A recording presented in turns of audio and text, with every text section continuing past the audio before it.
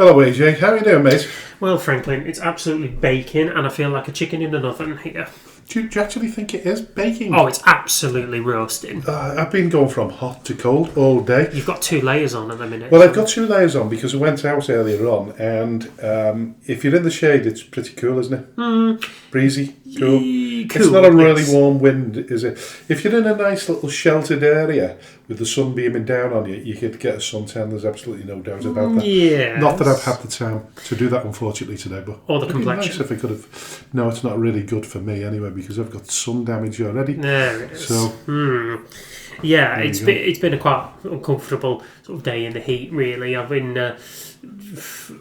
to take the dog out for a walk this afternoon, and we both absolutely gasping by the time we came back. It was so hot, because there's very little wind. There was very little wind, around my neck of the woods. So it was just all sun. Like, it was a very clear day, all sun and all heat. And then I had to, as part of job, I had to drive up to Preston from Wigan. That was 25 minutes in, glazing hot sunshine as well. So I'm not thrilled by this spring and summer. I don't like it. You don't like it? Oh, I love the sunshine. I like it to be a little bit cooler than too hot. Yep. So anything slightly above this, maybe around about 20, 21 degrees, I could be happy. Could live off there. Could you? Yeah. Yeah, I think so. 21 degrees, I think, is probably comfortable, maybe a bit higher than comfortable. Right throughout the year. If that was, but as long as they can maintain that temperature up until about 10 o'clock at night and then switch it off, I'm putting it back switch it off at the air conditioning. You know what I mean? Because I hate going into bed into a sweaty bed. I can't do that. No, I can't. I've got like a little plug-in air conditioning unit next to mine as well. I have to have that on most nights. Well, we have a, believe it or not, we have a, what are they called? A sleeping blanket. What are they called? Electric blanket.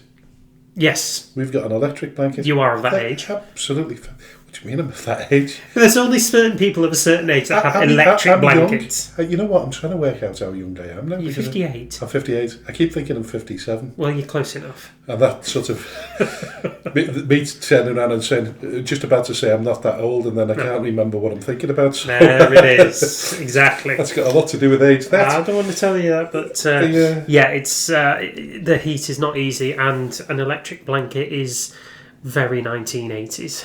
Oh no, it isn't anymore because they've come on leaps and bounds. What, you don't die? Mine's got thermostatic control, so you can go from 1 to 6. You can have it on from 1 hour, 3 hours, or 9 hours. I prefer to go for the 9 hours over the night. Yeah. It's good for me arthritis. I suppose so. Yeah. I think it is anyway. I don't know. I still wake up. Well, you're not sleeping, Frank, so how would you know? Yeah, I know. Well, you know what? I decided to come off the tramadol for a very short period of time. How did that go? Well, I'm cold turkey now. Yeah. You know what I mean? So, right. Well, let's say cold turkey. I'm in a terrible amount of pain. I can just about bear it with tramadol. Without it, I'm useless. I do not know how this is good for you.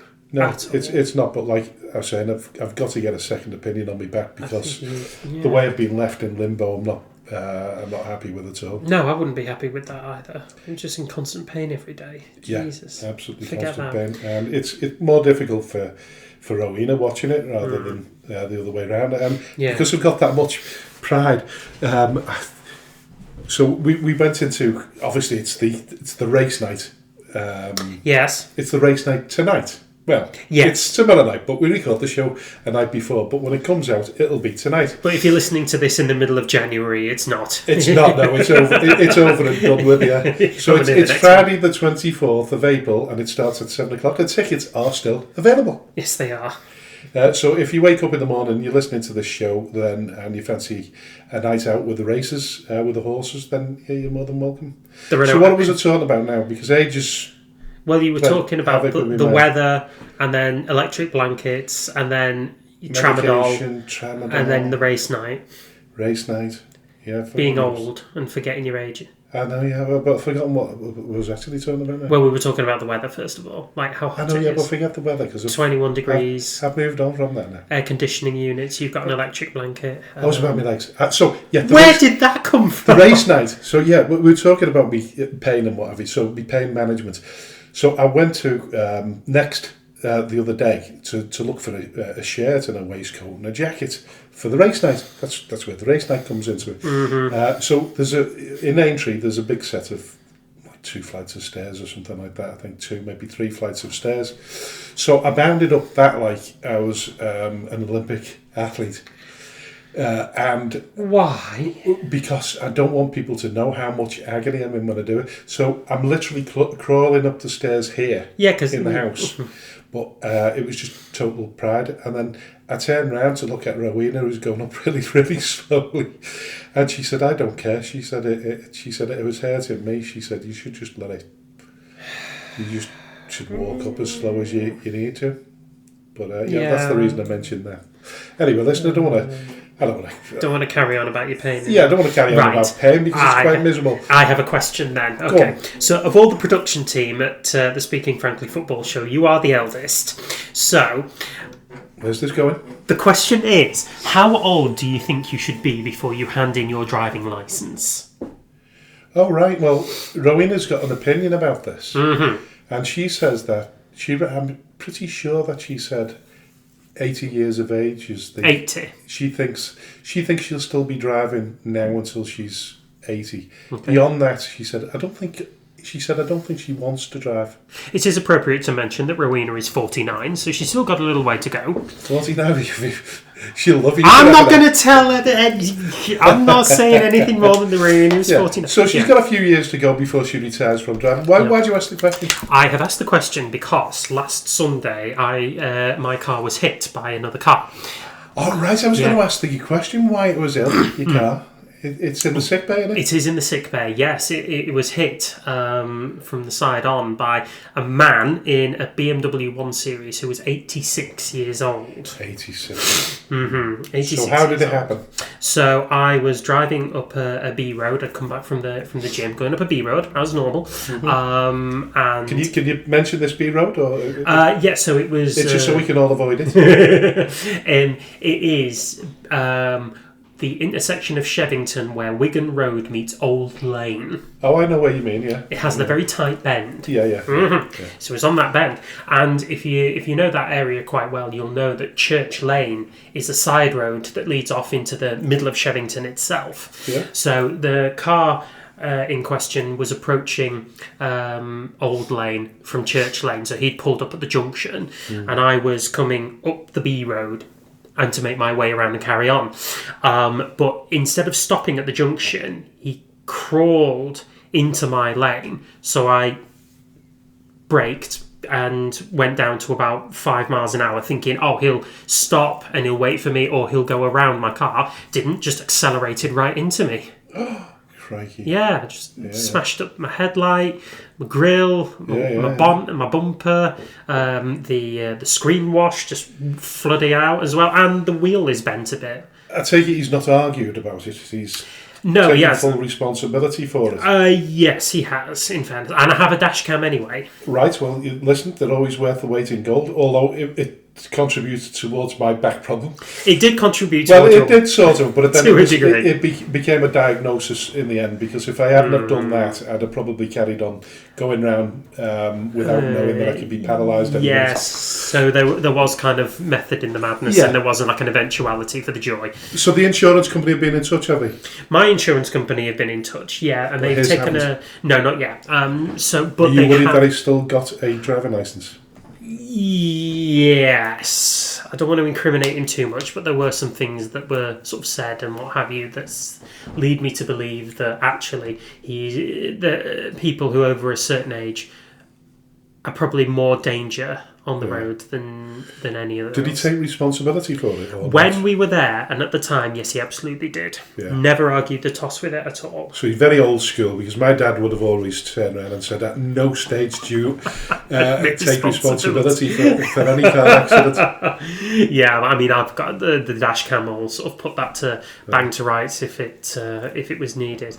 But it worried me that there are people like that who are still out on the road causing absolute mayhem without even realising it, because they're in control of heavy machinery, as it's called. Yeah. You know, like on the Battle of back of medicine boxes. They said do not operate heavy machinery, and they clearly don't mean a forklift. And did he strike you as that type of person when you actually spoke to him? You thought, well, because some 86-year-olds, you can look like a 70-year-old. Well, yeah, he did. He was quite youngish looking for the age that he was, and he was able to move about. But you started to worry when you seen the little white stick in the back of the car. Is that what it was? Well, it's the fact that he couldn't actually see where I was. No, I'm joking. There was a dog. There was a Stevie Wonder moment. There was a golden Labrador Retriever with a high-vis vest jacket on in the passenger seat. Did he get hurt, by the way? No, neither of us were. I love how you asked whether he was hurt and not me. Well, Frank! I'm assuming you could sustain an injury better than he could, so yes. I'm being nice to the older person. Yeah, that was fine. He didn't sustain any injuries at all. Like he was fine. I was fine. He was actually able to drive his car home back to where he lived, and I had to wait for breakdown recovery. So you've got breakdown recovery. Yes, I do. The AA gold standard, £30 a month. That's brilliant because a lot of young people don't bother these days. So respect. It was the first thing. To you, man. It was the first thing that my mother and father told me to do when I got a car. Was my mum and dad always said the same thing. Get yourself good breakdown recovery, and it's lasted us extremely well. I've been with them now for about 6 years. I do have to pay the premium price for something that I very rarely use, but it's really handy when I've been stuck on the side of a motorway, which has happened once. Yeah, it pays dividends in the end. Yes, it so does. So you've said that initially he was subservient. He was agreeing that it was his fault. Yeah. But he's changed a little bit now, has he? No, it's not that he's changed his mind a little bit.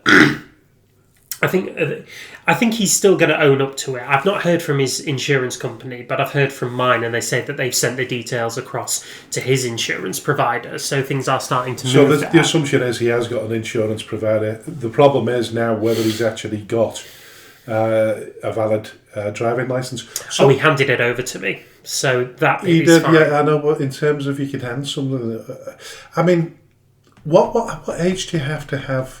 A retest? It's like a re-examination. 75, yeah.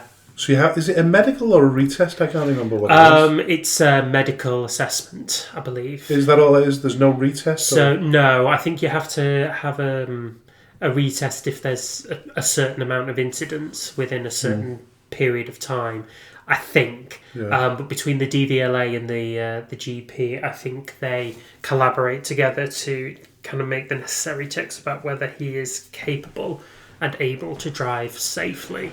So how long do you think your car's going to be in the sick bay for? Well, what are we on now?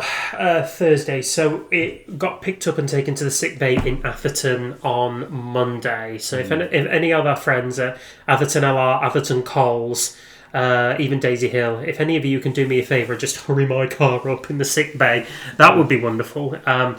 But no, it's already been 3 days, and I just have to wait. Unfortunately, I just have to. I have a courtesy car through my insurance. All right, yeah, there you go. Yeah. Well. No, actually, it wasn't through my insurance. It was through the AA. It was through a breakdown provider.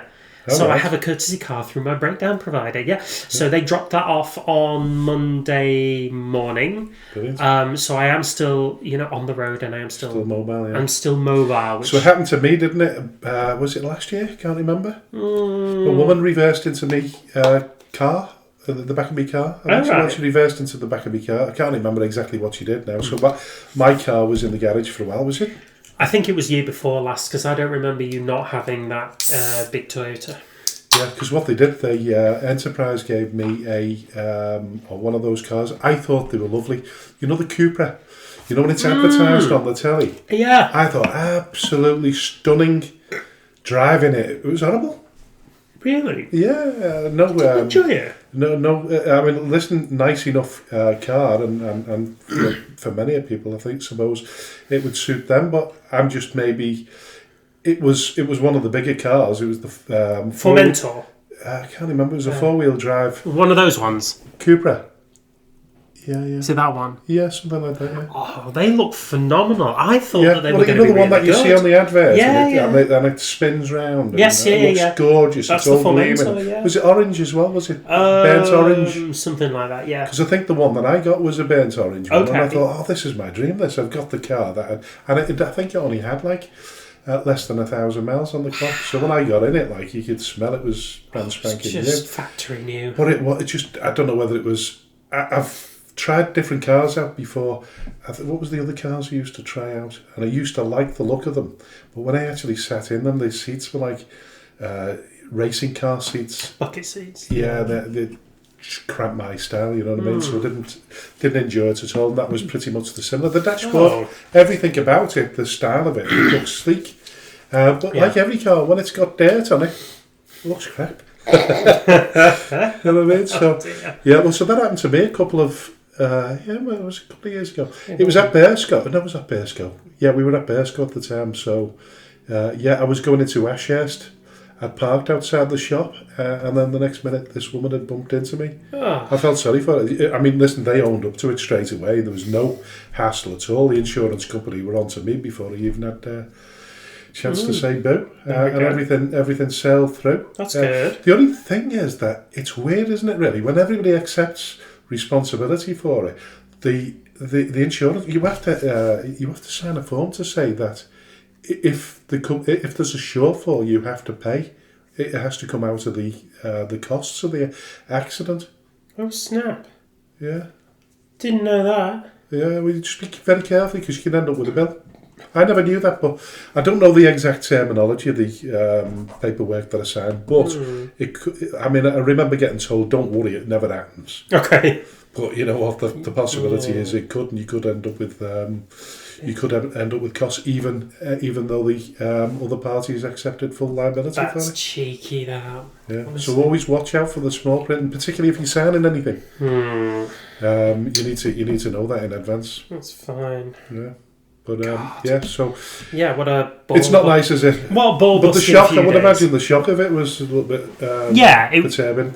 I hate stuff like this. Is horrible, to be honest, regardless of whether it's a little bump or not. And like I just closed a claim on one that had lasted for near enough 3 years. Sorry, 4 years actually. Been 3.5 by the time it was closed. So to then have to open up another one as soon as the previous one had been closed, didn't like that at all. It won't affect you no claims, will it? It won't affect my no claims. It will affect my premiums, though, because I've had to make a claim on the insurance, even though it's not my fault. My premiums will still go up. And I just... Seriously? Yes, genuinely. How come? Because it also measures the... Mine went down this year. I think it measures the liability of the car to manage in another crash, because this is if it happens again. Right, I'm with you. That makes sense. Yeah. So if the car can be... If it was a brand new car, it'd be different. I think so. Yeah, I think it would be evaluated on that basis. On basis on the car, yeah. The car is less likely to generate more damage through another crash. I think so, yeah. And it's also worth more to fix it as well, which is the other thing. So the insurance company have said that from the pictures I've provided them, they think it's fixable. I'm not sure.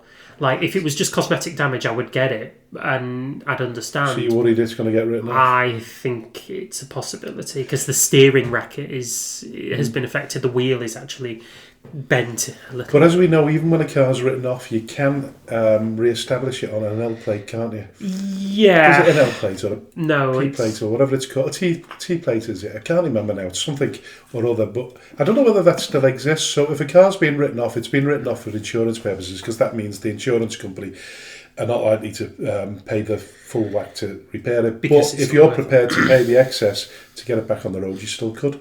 You can. It's a category N, I think it is. N. Yeah, N. It's a category N.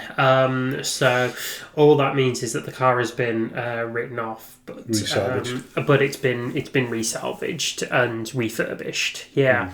But would I want that, or would I want to get something new? Which is you're searching for the second car now. You could be in a situation where you're searching for two, not one, which is a nightmare. Well, the thing is, I don't mess about. So I've had this car for 3.5, 4 years nearly, and it happened. I got that car on the basis of my previous car was written off. I got a payout from the insurance company, and I got a little bit of financial help, and then I bought that thing 2 weeks after the crash happened.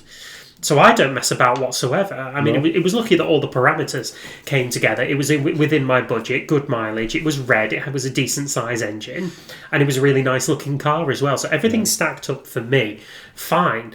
But if I have to go through that again, I'm not entirely sure that I'll get kind of the same good deal quite as quickly. It was 2 weeks, and I took the train from Wigan down to Northampton to get it. It was about 3.5, 4 hours on the trains just to get a car and then drive 3 hours back up. Because you're willing to go anywhere to buy a car, aren't you? Because you did it with you went to see a Mini, didn't you? We did go and see a Mini in South Wales, was it? No, it was Walsall. And we didn't get that one in the end. It was. Sorry about the crackle, but I'm going to drink some water. It's hot in here, isn't it? It is. Yeah. Really hot. Radiator is off. Good. Good. We'll drive anywhere to go and... I will drive anywhere to go and buy a car. Jamie will drive anywhere to go and see one. Pardon me. Go on. Have you quite finished with your sound effects? No, only you. Yeah. So listen, just for content purposes, context, I should say, is that was not actually a can opening. That was my impression of a can of orange zero sugar opening. And this. That's the sound of you pretending to swig it, isn't it? It is indeed. There you go. Whereas I don't have any chocolate in front of me today, so... Listen, she's been that busy, hasn't she? I'm bereft! No, it's fine. It's fine. The marathon is on Sunday, so no chocolate for me. Yeah. So what did we finish off with on the car? Did we sort that problem out, did we? Oh yeah, because you'd gone to the end of the earth, hadn't you, to get it? I'd gone to Northampton to get one. Jamie had gone to Wolverhampton with me to look at one. Yeah. She's still not found one as yet. So the wait now goes into its October, November, December, January, February, March, April. We're now into 7 months of this kind of crap. but listen, you should be proud of the fact that you've got a very patient girlfriend. Why do I have to be... No. Patience is a virtue. That's fussiness, that isn't patience. Completely different standard of what patience is, Franklin. Anyway, listen, moving on to TV, because I mentioned it last week, didn't I? I've been watching At Home with the Furies. Yes. And I've been really, really enjoying it. It's the second series. I'm into episode 10. I don't know whether this is the final episode. One assumes it is because... we've got to the state. I don't want to spoil it too much for anyone, but he doesn't really spoil it anyway because you probably know where it's going to go. It's pre-fight, so before he fought his last fight, and he's the one that we just saw this weekend. Yeah, the weekend or so ago, wasn't it? Yeah. So what we do know is that he's got a rotator cuff injury. Yeah. That he needs to have operated on before he can go back to boxing, and eventually. He announces to his dad and his brother, who's the good-looking fellow. Tommy Fury, yeah. He's got lovely eyes, hasn't he? He's got smouldering eyes. Have you seen them? Blue eyes? Yeah, it's a shame there's nothing behind him. I know, I wasn't going to say that. Like, I mean, I said to Rowena, it's rather good-looking, that lad, isn't he? Like, and she's like that. I was going to say he's not particularly bright, is he? But listen, he's probably a lot brighter than we actually give him credit for, to be fair. He doesn't seem that daft. But anyway, listen, I don't want to get punched by Tyson, so I don't mind getting punched by him, but by Tyson, no, I'm not having it. And I do go. Well, I used to go to Morecambe quite regularly, but he's gone to the Isle of Man now. Yes, he has. I don't know where he's got up to on that one, but we know he has moved to the Isle of Man because it's been documented. But yeah, been watching that, and he's decided now. He's told his family that he's coming back out of retirement. Very complex character, and when amongst all this chaos that is part of the At Home with the Furies, is a very vulnerable character. Struggling with huge mental health issues, and whilst everybody's telling him, I think he limps around the house. He struggles. He looks as though he's struggling to get up the stairs and get down them. I don't know whether that's got anything to do with his height, but he does say at some stage that, never mind getting me shoulder done, I need 2 knee replacements as well because I'm absolutely goosed. But listening to it from the flip side of that, Paris is turning around and saying, well, he runs that often. He's always running all the time. He's constantly, he's got to be constantly in pain. So this complex character, it comes into this episode, and the news has come that Ricky Hatton's took his life, and it's thrown that question back out there. He's been thinking about it time and time again.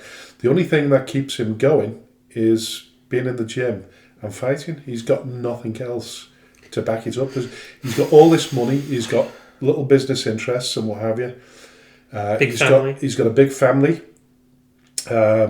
which, to be fair, hard work, but that's their choice. Yeah. You know, that's the style of life that they decided to lead. But yeah, I think the news that Ricky Hatton had taken his life really took, because he was a big friend of his. It made him rethink his life, and he's decided now, from what we can see there, that he's going to get the operation, and then he's going to fight again, which we know he has fought again. Yeah, of course. Whether he got the operation, I don't know, because I don't know what the time scale on this is, because I don't know. When was it when Ricky Hatton took his life? God. Was it last year? It was. It was about last July, June, something like that. So it probably about 12, coming up to 12 months, 10 to 12 months since it happened. It could have been last April, couldn't it? So yeah, roughly about 12 months. But he's obviously we've come to this stage of the year where he's actually fought a couple of weeks ago. Yeah. So within that year, would he have been able to have an operation and box at the same time, or has he gone down the old route of getting injections? So I haven't got that far, but I don't know. Well, what I found interesting was I've been saying to people, listen, if you get the chance to watch At Home with the Furies, watch it. It's really, really good to watch. I really like it. It's not like your typical fly on the wall sort of documentary. Or reality program. It's a more honest one, even though you know it's put together a little bit, because it has to be to a degree. Entertainment. But it's really good, and it's interesting to know. It's a worry, to be fair, to see where he goes from this point onwards, because he said he didn't want his legacy. He didn't want his legacy to be that he'd been a world champion, he'd never been beaten in 17 years, and then all of a sudden he lost twice. So he didn't want to leave the ring on a loss.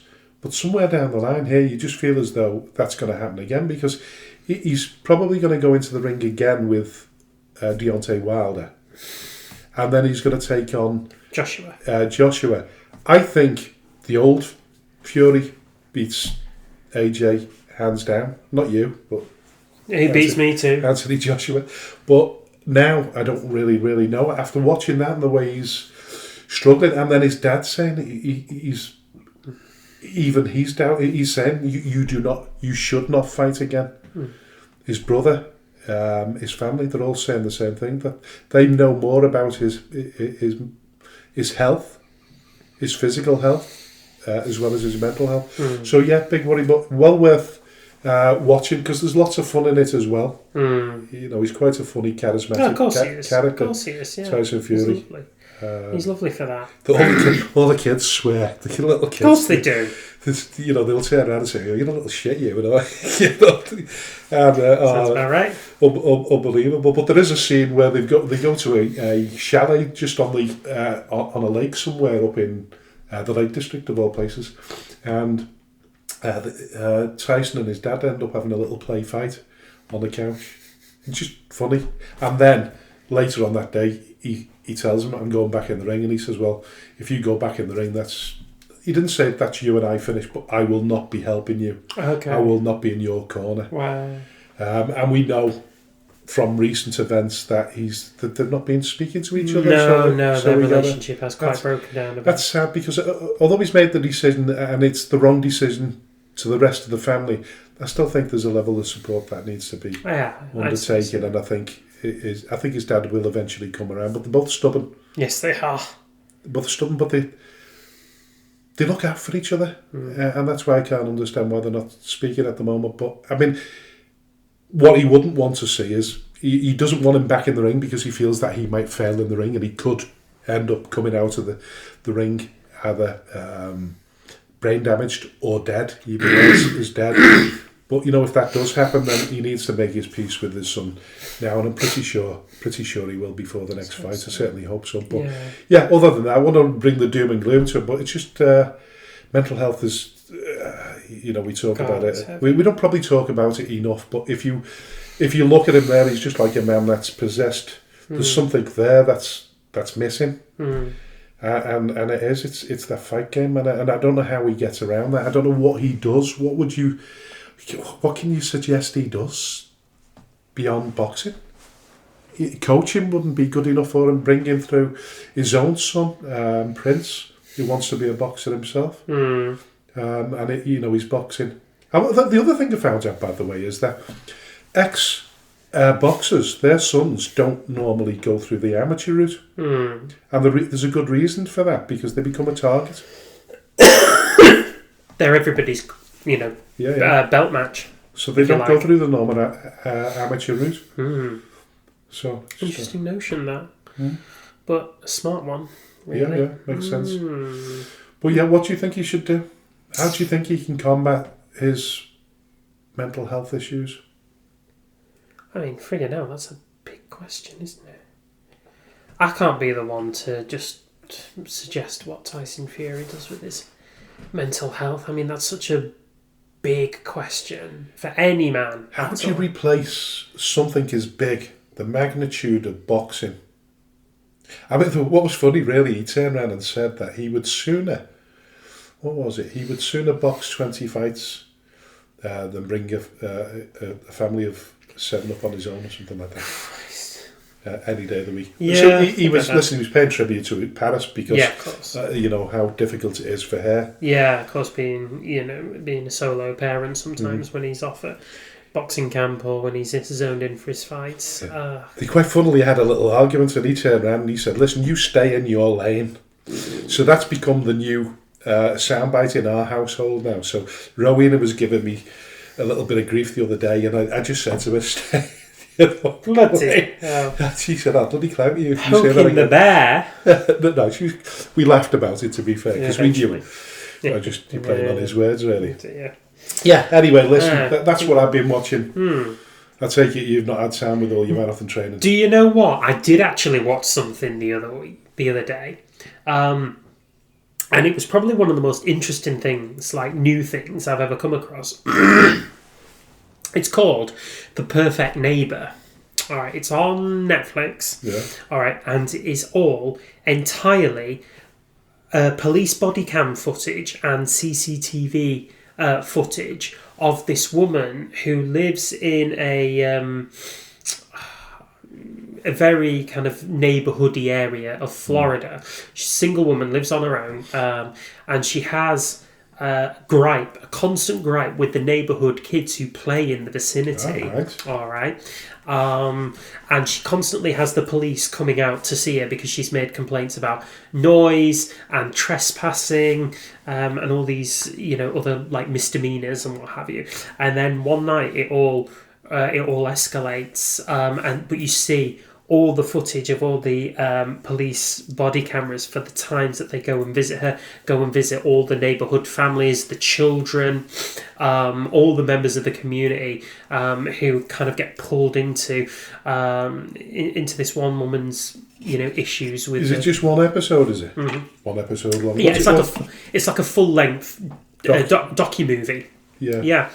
Called The Perfect Neighbour. Oh, I'll have to watch that one. Yeah, do watch that. It's like, I'm not really down with like true crime and what have you, but I love true crime. Yeah, well, I know you do. I never sort of pay attention to it, but that because of the way that it was put together with like the actual footage used, it was nothing but the footage. Absolutely smashed it. So I really enjoyed it. So there you go. Right. So remind us once again, on Netflix? On Netflix, The Perfect Neighbour. The Perfect Neighbour. And on that point, we'll start the... Perfect Podcast. Exactly. Hello and welcome to the Speaking Frankly Football Show. I'm Frank Hughes, the chairman of Skelmersdale United Football Club, and alongside me is my co-host and passionate press officer, AJ the Jet. Not that being involved with the football club is a prerequisite for hosting a football podcast, but it certainly helps. We are ready to dive headfirst into the vibrant world of non-league football in the Northwest, and we might even take a moment to discuss some of the bigger headlines in the sport. We'll explore life in the Northwest counties, bring you interviews with well-known faces in the league and analyse how local teams are performing while making bold predictions for their upcoming matches. Nothing is off the limits here. We'll be diving into all kinds of topics, including complicated refereeing decisions and regulations that often leave fans perplexed. We want to hear from you too. This is your show, so don't hesitate to reach out with topics you want us to tackle. Let's get this conversation started and enjoy every single moment. We are speaking frankly. Hello and welcome to the Speaking Frankly Football Show. This is episode 39 in season 2, and a very warm welcome to my co-host AJ the Jet. Hello Frank, hello everybody. Thank you very much for tuning in once again to the Speaking Frankly Football Show. Near enough all the business in the Northwest Counties has been finalised, but there's one or two games outstanding as teams look to take that playoff route into the higher echelons of the non-league system. So we'll be going down and around with all the fixtures and all the potential outcomes. So on today's show, we will go through the Northwest Counties as the final round of games were played last weekend. We'll go through the Premier League, Division 1 North, Division 1 South. We'll then move on to further afield, such as Marine and Prescott Cables, Bootle, Breck and Bury. We'll then go to Controversial Corner, and there's a lot to cover, including Ramsgate FC, FC United of Manchester, Joe Duckworth, Gary Neville, and the Liverpool County Premier League. We'll then round it up with a very small excerpt in our predictions and analysis. So, Franklin, what's to come first? Well, we're going to go all the way through the show today because there's no guest. We did try to get somebody on from Withers to discuss the permutations. The permutations, how a team that has just started up, how they manage to get, what criteria they have to fit in order to get back into the National League system. So we'll talk about that a little bit later. But listen, top of the show, first of all, I would like to offer my sincerest condolences to the friends and family of former chairman of Stockbridge Park Steels, Alan Bethel, who passed away peacefully in the early hours of Thursday morning. I couldn't possibly claim to have known him very well, but during my first stint as chairman at SCEM, he once rang me up for a spot of advice. We just sold Georgie Donnelly to Plymouth, and they had a skinny lad called Jamie Vardy playing for them. He was released by Sheffield Wednesday, but it wasn't long before he was attracting attention from several Football League clubs. Alan contacted me for advice on how you value a player. To be fair, I didn't think he was anywhere near as good as Georgie Donnelly. But in short, I said, depending on the level of the club that wishes to sign him, for instance, a championship club, then I suggest around £30,000. Of course, we all know what Jamie went on to achieve and how little I know about valuing a player. Alan had been involved with Stockbridge Park Steels since its formation, so to get a call from him asking for advice was an absolute privilege. So rest in peace to Alan. Rest in peace.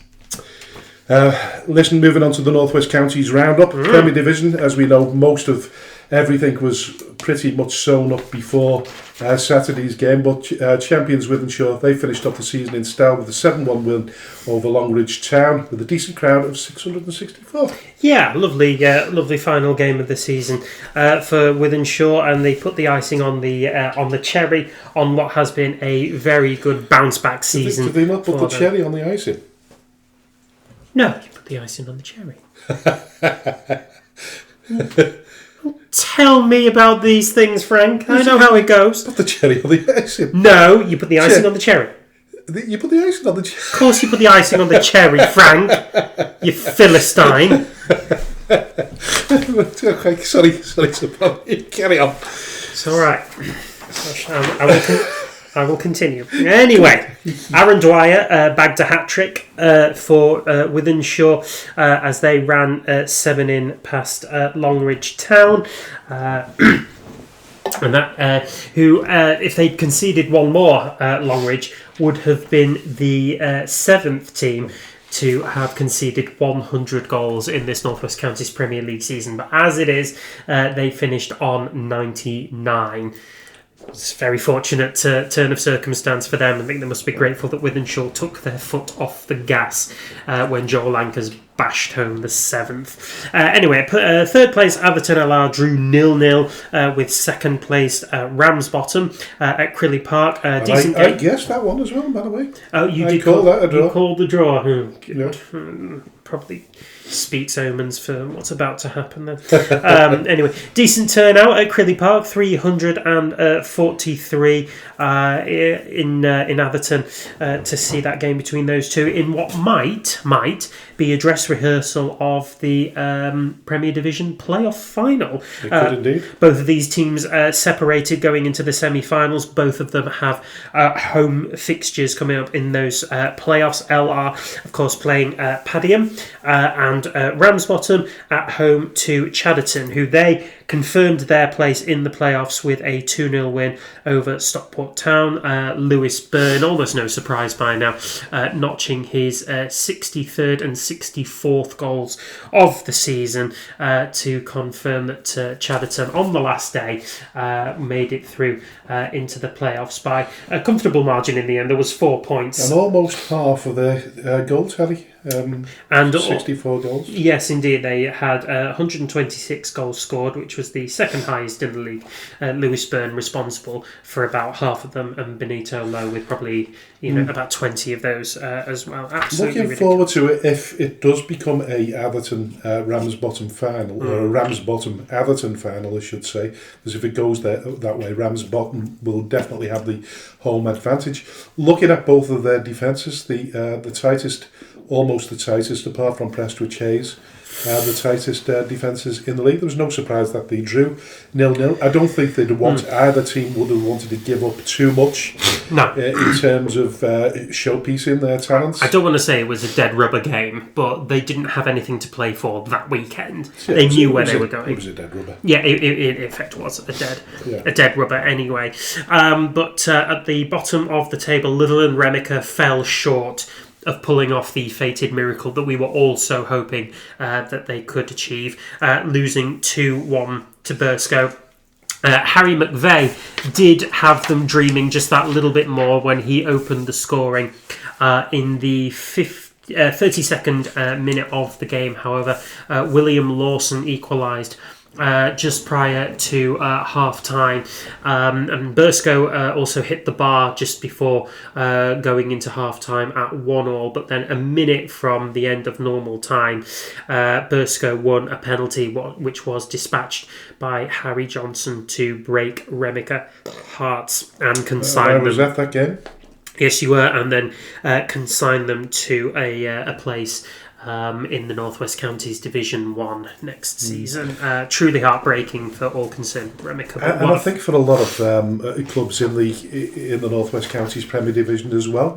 Talking to Jay Hawkes, the chairman of Burscough, and he said that if there was ever a time he wanted his club to lose, it was then. Because he said that to me too. He was rooting for Remica just on the sly, wasn't everybody he? likes Litherland, and of course Steve Scott as well. Yeah, of course. Very popular guy. Yeah, incredibly popular. I mean, you can't give him enough credit for what he brought to the club in such a short space of time, and they nearly did it. Is there a little clue into what might be happening though? Right now, there's no R being put against either Litherland or even City of Liverpool. Oh, there is against City of Liverpool, isn't there? Yeah, no, there is. Is there? Let's have a look. Oh yeah, they have. They put it up. They have confirmed it. I do apologise. They've updated it. Yes. I just thought that. I think it was different. I think if a team had dropped out of the North West Counties, then one would have been reprieved. Yeah. The fact that Widnes dropped out of the North West County, Northern Premier League, is totally different. Yeah, it's not quite the knock-on effect that we thought it would be, but in enormous commiserations to Steve and Litherland, although I'm sure that the rebuild will probably start pretty imminently, once they've all had their time to put their feet up for just a brief period of time, I think they'll be back. Listen, it just shows you, doesn't it, in terms of getting it right, timing-wise. You know, if he'd have been a lot of people have said it, including Harry Middleharst's dad, Neil, who, was a friend of mine. Yeah. He said, you put Steve Scott in at the beginning of the season. Oh, there's no way there's they dragged absolutely into this. no way that they get relegated at all. Not at all. But, when people moan about the time of sacking managers... Yeah, we've had that before. Certainly bringing a manager in, when was the right time to bring Steve Scott in? Well, certainly, they're probably wishing they'd have done it a lot earlier now. But yeah, but I think they'll also be grateful that they've been able to get him as well, and also to be justified in bringing him in and reaping some benefits of it. They've fallen short this time, but the benefits clearly outweigh the negatives. Absolutely no doubt about it. They go again next season. Absolutely. If they are in the Division 1 North, which would you expect them to drop down to their particular division, then all the very best to them. I think it's not as easy as it looks. We know the Northwest Counties. Oh, it's ridiculous. Any of those divisions there. Certainly, maybe the South is a little bit easier, but top 2, 3, 4 teams are just as good as anything in the Northwest Counties. Of course they are. Division 1 North, not taking anything away from them. Certainly not from Runcorn Town, who've been unbelievable. Yeah. And I think... And Eccleshall as well. Well, yeah, it'll be interesting to see, because there will be a playoff between... we'll talk about it later, but there will be a playoff between Runcorn and Nelson. Yeah. So they're playing in the Division 1 final. It's the division champions, isn't it? Yeah. Anyway, in what could be their very last game, City of Liverpool signed off a thoroughly difficult and wretched season with a 3-0 home loss to Barnoldswick Town. 101 turned out at the community ground to see Sam Wrigley give Barlick the lead after 9 minutes, and then Gareth Hill with a double in the second half, consigning the Perps to a 37th defeat of the campaign. A very, very difficult season for all involved with the Perps, but now the attention kind of turns to whether they retain existence for next season. Well, somebody did ask the question on social media, where will you be playing next season? They've not answered that question. But they're not very active on the social medias anyway, unless it's relative to a game. Yeah. To be honest, they put up tweets on posts on X, if you like. What can we make of this then? And we're just making a huge assumption. I don't want to see City of Liverpool go out of business. People will turn around and say, "Well, hang on a minute, but you're going to be playing back at Bearscough," which has put them in a bit of a position. But that was nothing to do with us. No, it wasn't. But what I'm saying to you is, people, would come to that assumption.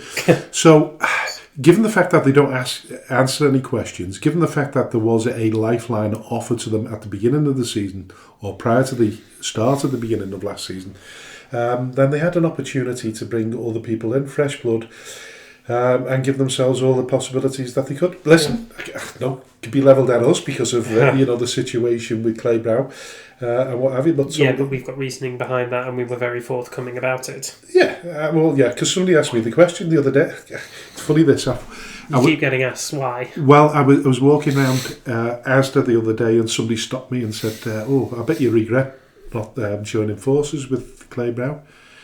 With Skelmersdale Town. And I said, Skelmersdale Town? I said, who is Skelmersdale Town? And he turned around and he said, you know what I mean. And I said, oh, you mean Claybrow? I said, well, listen, I said, I'll just explain it one way only. I said, 3 seasons ago, when I first come back to Skem, the first person I went to see was Jay Howarth at Claybrow, and I asked them to amalgamate with Skem. They weren't interested then, so why should I be interested now? And then I just walked away. I just got fed up. And I'm not going to name the person, save his embarrassment, but he's an idiot. Well, never. Anyway, Division 1 North. So, champions Nelson finished off the season with a 4-0 win over MSB Woolton. 180 turning out at Little Wembley for that one. I would have thought be a little bit bigger, watch the Admirals crowning glory and make their... It's not bad, but you know what, when you think about... I don't know what population Nelson's got. I mean, maybe you can do a little bit of research while I'm waffling on. But, considering it once upon a time was a Football League club as well. Yeah. All that history that football club's got. I love going there, by the way. I think it's, what's it called? The Little Daisy Arena, is it? Little Wembley. Little Wembley, is it? Is it Little Wembley? Yeah. Which is the Little Daisy then? Or the Daisy? No, it's called Daisy Arena Little Wembley. It's the same. Oh, right, okay, yeah. 33,500 in Nelson. So it's not much less than Skem. No, actually. And this was a census of about 5 years ago, so it may have even been bigger then. So it's about between sort of 7,000 and 8,000 less than Skem, maybe? Give or take, yes. Yeah. Yeah, bonkers. Yeah, it doesn't make any sense at all because, you win a championship like that and bearing in mind, did they get pipped last season, did they? I can't remember now. They got a reprieve. I can't remember which season they got a reprieve season before last. Yeah. And then they got taken over by the guy who used to run Clitheroe. Had a lot of money pumped into the club. We thought it was, they were going to kind of run away with it, but then they got pipped in the playoffs last season. They got beaten in the playoffs in the semi-finals. They lost in the semi-finals to Dresden. Yeah, I think it was. Yeah. In the semi-finals. Yeah, it wouldn't have been in the. Oh yeah, semi-finals. Yeah, in the semi-finals. Yeah. It was Dresden. So. My word to Nelson is get out and support your team. Certainly next season when they're going to be in the Northern Premier. Counties Division, Counties Prem. North West Counties Prem. Counties Prem. They're going to need all the support they can get. Yeah, absolutely. Definitely. Well, listen, they've got back in financially, so they should be okay come what may. That's a discussion we'll have later on as well. Yeah. The controversial corner. They finished 9 points ahead of Dresden. So the playoffs have been confirmed as Dresden and MSB Woolton will have home games in the playoff semi-finals. Dresden will take on Squires Gate and MSB Woolton will welcome McGull. It was going to be a very tasty pair of semi-finals, although not necessarily the ones that we predicted at the start of the season or even predicted halfway through the season. No, because to be fair, it comes to our next point of conversation is Daisy Hill, because we did feel as though there might be a possibility that Daisy Hill would feature in those playoffs at some stage. You certainly did, yeah. And we thought Lee Hill might be the man to do it, but they had a bad start and they got rid of him. But even worse now, Liam Shepherd has officially left Daisy Hill. It's difficult to imagine how Daisy Hill's season would have panned out without his 30 goals, but the biggest question remains, as we know, the chairman, who's more concerned with delivering content. He replaced Lee Hill with Nicky Hunt at the beginning of September, and they haven't improved in terms of positions or even points from last term, a fact that Lee Hill was more than happy to point out on social media. Well, yeah, of course. He's been vindicated, hasn't he? Everything he said about the club was right. And ironically enough, I was listening to your interview with Lee Hill when I had my crash on Sunday. That was what I was listening to. That was the reason. Yes, it was. Because you heard about... And you had to get the blame. Yeah, exactly. Lee Hill was talking about how creating content, and then all of a sudden, boosh. I thought, there we go. Well, you and content. So listen, first of all, the noise that Aaron Hunt initially brought to the club quietened down very early on under his stewardship. Now, I know we both have different views about Aaron, but I think we can both agree on one thing. It's very much an experiment that didn't go quite as planned. The ironic thing is he could still turn it around if he just invested more of his time into the club, but I just don't think he does. I think he thinks it's a plaything that he's just now done with. Yeah. I was going to say... when we had Pascal Chimbonda at the football club, everybody said to me, "Oh, you brought him in as a media stunt," and it wasn't. It wasn't a publicity stunt at all. I mean, it turned out to be a bit of a palaver. But I think had Aaron Hunt been chairman of Skem at the time, I'm pretty sure he'd have done a really good job out of creating better content than he's done with Daisy Hill, which poses the question really is when you're creating content, you've got to have bigger personalities at the helm. I don't think Nicky Hunt, being an ex Football League player. I don't think he's a big enough name. I didn't know a great deal. I knew the name, like, but it's not one that stands out and says... Well, he was starting right back at Bolton when they were in the Premier League for a little while. Yeah, but he wasn't someone... He wasn't like a Scholes or a Rooney... No, of course not. Yeah, but what I'm saying to you is, if you're going to pull content in, if you're going to attract people to your content, then you've got to have bigger names at the helm. And I don't think Lee Hill. I thought Lee Hill was actually good, because in terms of when they did their joint content together, Lee Hill came across really, really well. I liked him. I thought, this is great. He's bought into it, and then when you look back on it now, you think to yourself, it almost feels like he was hoodwinked into it, you know what I mean? I think he was. Railroaded into something he didn't... Yeah, I mean, I think Lee thought that Aaron would be very much a saving grace for Daisy Hill. Yeah. And I can understand why. He's a local lad, he's got a big following, he's got a little bit of money behind him. There's a lot that he could do with Daisy Hill Football Club if he'd wanted to. But then, he's brought him in, and things are starting to turn a little bit more sour, and it quite sort of quickly turns out that Aaron Hunt's only really interested in Daisy Hill as a kind of a content and publicity point of view, and as a bit of a plaything, whereas Daisy Hill Football Club matters to Lee. It matters a lot to the people of Daisy Hill. The supporters. You'd imagine it does with Aaron to a degree now. I mean, listen, for context purposes now, I actually quite like Aaron Hunt. I like listening to his content.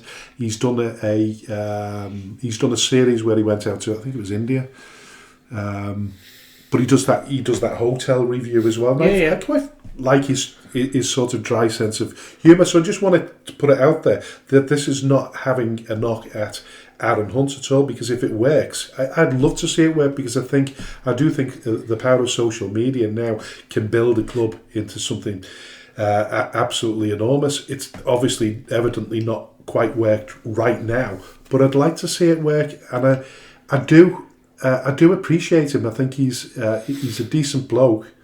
I think he's learning as he goes along, but has he learned quick enough? No. Well, no. But and what does he do now? What does he know about non-league football? Listen, he openly admitted he knew nothing at all. He was playing... what was it? FIFA Manager? Football Manager. Yeah, as Daisy Hill. And, that was a point at which Lee Hill contacted him. Yeah. As the real Daisy Hill manager, suggested that he come on board. But it's just an experiment that is sort of turning quite to pot at the minute. And if they're going to turn this around next season, Aaron Hunt's got to play more of a role. He just has to.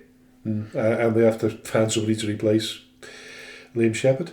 And they have to find a striker who'll replace Liam Shepherd. I've no idea where he's gone. He's not made that public yet. I should imagine he'll end up in counties. He said he wants to move higher up, didn't he? Of course he does. I can see him wearing the yellow of Atherton LR. It's not far away from him at all. It could happen. It's whether he's good enough for Atherton LR. It's whether he's good enough to displace players like Tom Romano and Harvey Sample. Big names who've managed to adapt to a higher league version of football. Do we know how old Liam is? 23, I think. Yeah, it's not a bad age, is it? No, it's not. I mean, still learning the game at this level. And will have a lot of learning opportunities wherever he ends up at the next level. I'm sure he will be picked up by a county's Premier League team. It'll just be a case of which one and, whether he starts off or not. Listen, just to end that off, when I said I quite like Aaron Hunt, I do. I don't want people thinking that I've got this... No, seriously. Okay. I know you're looking at me funny there. Okay. I don't want people to think I've got a serious problem with him because he slagged my wife's sandwiches off. Do you remember what he said? I can't even find it anymore, but he turned around and he said, "Who puts coleslaw on sandwiches?" Oh, what a knob. Bring your own Yeah, but considering the spread that Rowena put on, you'd think he'd have paid a bit more respect towards it. Yeah, exactly. But, I do like him. And listen, he's more than welcome to come on the show. Not that he wants it. But if, if he wants to come on a real football podcast, we'll talk to him. So, yeah.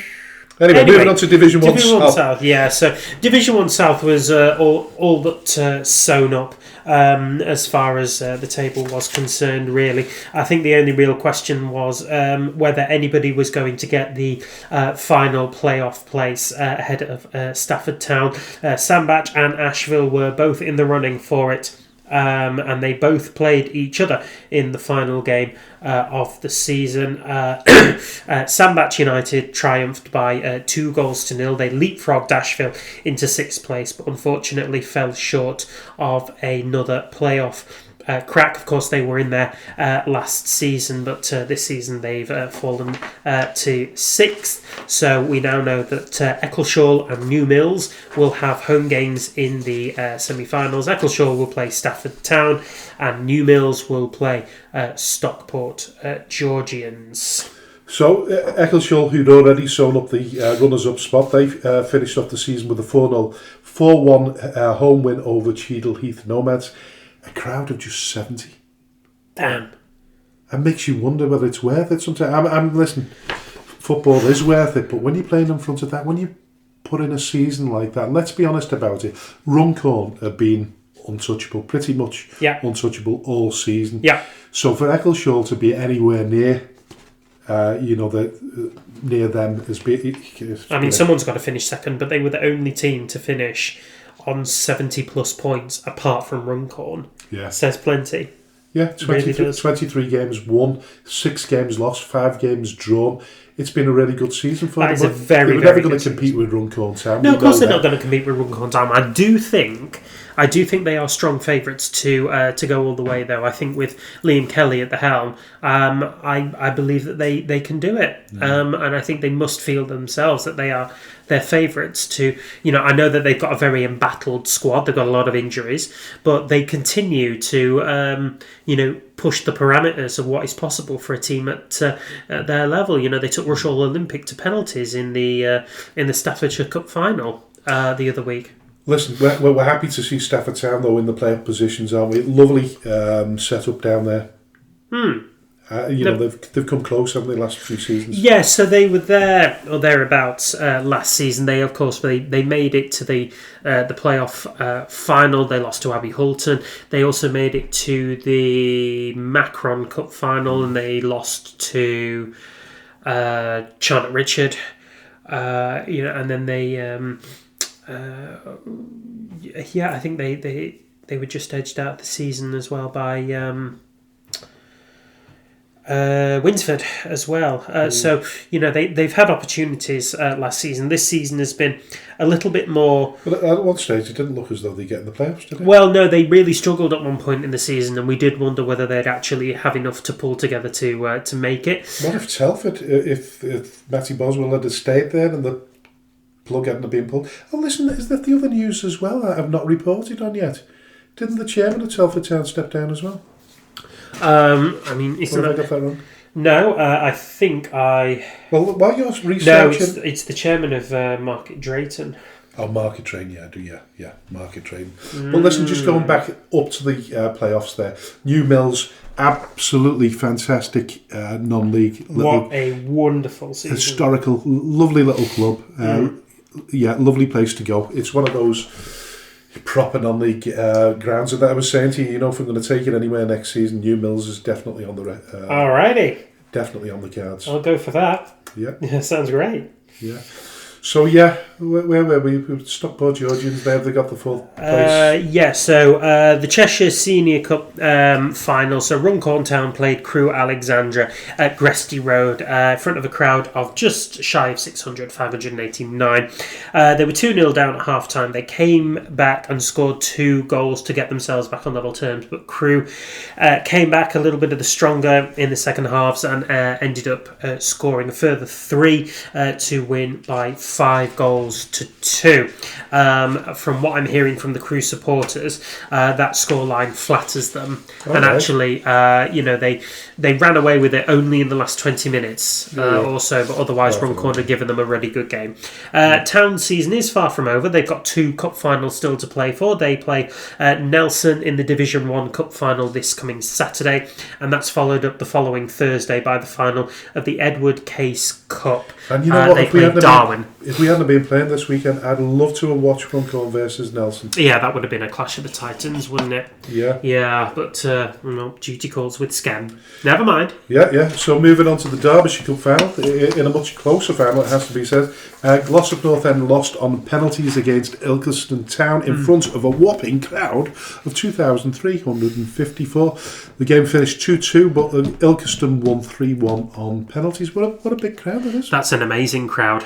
I don't think it was on a Saturday, was it? I think it was a midweek game, which was all the more ridiculous. I think it was on. I think it was on. Yeah, it was on Thursday. It was Tuesday night? It was a Tuesday night. There you go. Yeah, so on Tuesday night, Ethan... non-league football's relatively poorly supported on a... midweek. Yeah. So that's a fantastic... That is an excellent turnout at Pride Park to see a Derbyshire, a county senior cup final. That's really, really good. So fair play to all the fans who turned out at Pride Park for that one, and congratulations to Ilkeston. Commiserations to Glossop North End. You've had a very tricky start, but a very fine end to the season, and runners-up in a cup final as well. That's not to be looked down your nose at. Very well done. This part of me feels as though Richard Brodie should have been a part of that still, though. Yeah, I feel like he should have done as well. But yeah, he'll be back somewhere in management soon, without single doubt. Now, moving on to Marine. Marine finish. They will finish in 12th position, regardless of what happens this weekend. Their season's kind of curtailed slightly. They had an excellent run in the FA Trophy, got to the semi-finals, but they've lost their last 3 games. So it means that what little of their season is left will kind of be, more eroded away with a bit of a whimper, unfortunately. Yeah, I think on that basis, they'll be happy with the season overall, and if they can get a win at Spennymoor Town on Saturday, it won't be a bad way to finish the season. No, I don't think it will. So I'm just looking at their results recently. So listen, if you can get a win at Spennymoor Town on Saturday, it will round off what has been a fairly good season for them. It will be a decent season for them. Bobby Grant's brought some really good stability to the club. I don't think there was any question that they were going to be in the relegation zone, but I think at one point maybe the fans were dreaming of the playoffs, and they were certainly dreaming of a trip out at Wembley. Unfortunately, they fell short against Wealdstone, but even after that little heroics, the season's kind of dropped away a little bit for them. Disappointing results against Hereford, Merthyr Town, Alfreton, and Hereford again. Hereford had more to play for because they want to get out of that relegation spot, don't they? I think they're just above it now, going into the final game. I think they have done enough. With those 2 wins against Marine, it now puts them on 51. Going down 4? Is it 4? It is 4, yeah. So they are they're level on points with Curzon Ashton and Kings Lynn Town. Curzon Ashton currently in the relegation spots as well, but with a couple of games left between them. No, in fact, just 1 game, isn't it, between them? Pardon me. It could go any which way, or I think there's still 5 teams that are still in with a shout of being relegated here out of those 2 final playoffs, 2 final spots. Leamington already down, and Peterborough Sports also confirmed relegated a few Well, we'll weeks look at ago. the demise of Leicester, and we'll mention Leicester at the end of the programme, or in the controversial issues, but pretty much with Hereford, really. Hereford had come from the Football League and dropped potentially now down to step 4. Will it be step 4 in the non-league National League system? Something like that. They will be in the National League system now. Well, no, they are in the National League system. Sorry, now, pardon me. Into the regions. Further down, yeah. Yeah, they'll drop into the regional division. Yeah, whatever the equivalent of the Northern Premier League is at that level. Yeah, they have just announced plans to amend the pitch with former Hereford player Jared Bowen being a pivotal benefactor in that development. Hopefully, good things will come for the Bulls. So what they go just for a grass pitch? Yeah, he's not going to put out £1 million, is he? I don't know. He probably earns that in a month.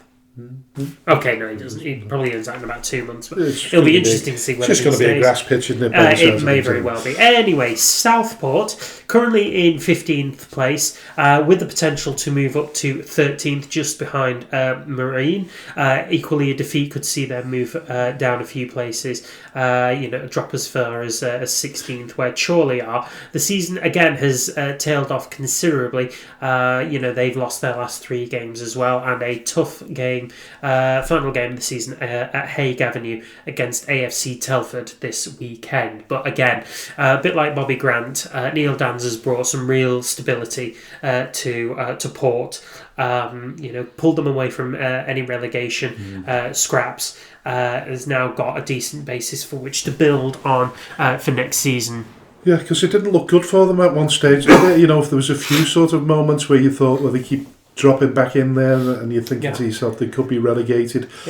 Speaking to people that have watched them more closely and people that know Southport, they said, listen, they've got a relatively young squad, but they brought a few more experienced heads in. I think everything about the club now, the new owners, the way that they're communicating with the community, it's much more. They made huge headway with the local community. They've built a lot of bridges, haven't they? Yeah, their average attendance has gone up. I don't know by how much, but I think it's by a few hundred probably. Yeah. So are they pushing about 1,500? I think they're getting around about that 1,500 points, aren't they? If you take out the big games, you know what I mean, because the big games sort of give you a false economy. But it's a false swell, isn't it? I think even on a Tuesday night, I think they were getting gates of around about 1,500 as well. That's really good. Back in the day, they were struggling to get 600-700. Really? Yeah. God. So they're doing a really good job down there. They certainly are. Well, so listen, we'll move on to Prescott Cables. Wow. Cables have given themselves half a chance of avoiding the drop after beating Gainsborough Trinity 2-1 away on Saturday. And let's just look at that. That means that they dropped out of the top 5, didn't they? Were they just on the verges of the top 5? Let's have a look. They would have been, they're on 59 points. They would have been above Stockton Town had they won, but they didn't manage to do that. Listen, they've given themselves a great chance anyway, Prescott. I don't know whether it's a stay of execution at the minute. 4 teams getting relegated from this division. We know that Stockbridge Park Steels are going down. That was confirmed the weekend. Morpeth Town and Prescott Cables on 39 points. Whitby Town on 42, and then Workington on 43. So technically, Workington, are they safe? Yeah, it's just one more game of the season. So Workington are, by all account, are absolutely safe. It's just a final shootout between Cables and Town to see who goes down. Pardon me very much. I think it's 3 clubs that go down and not 4. Cables are at home.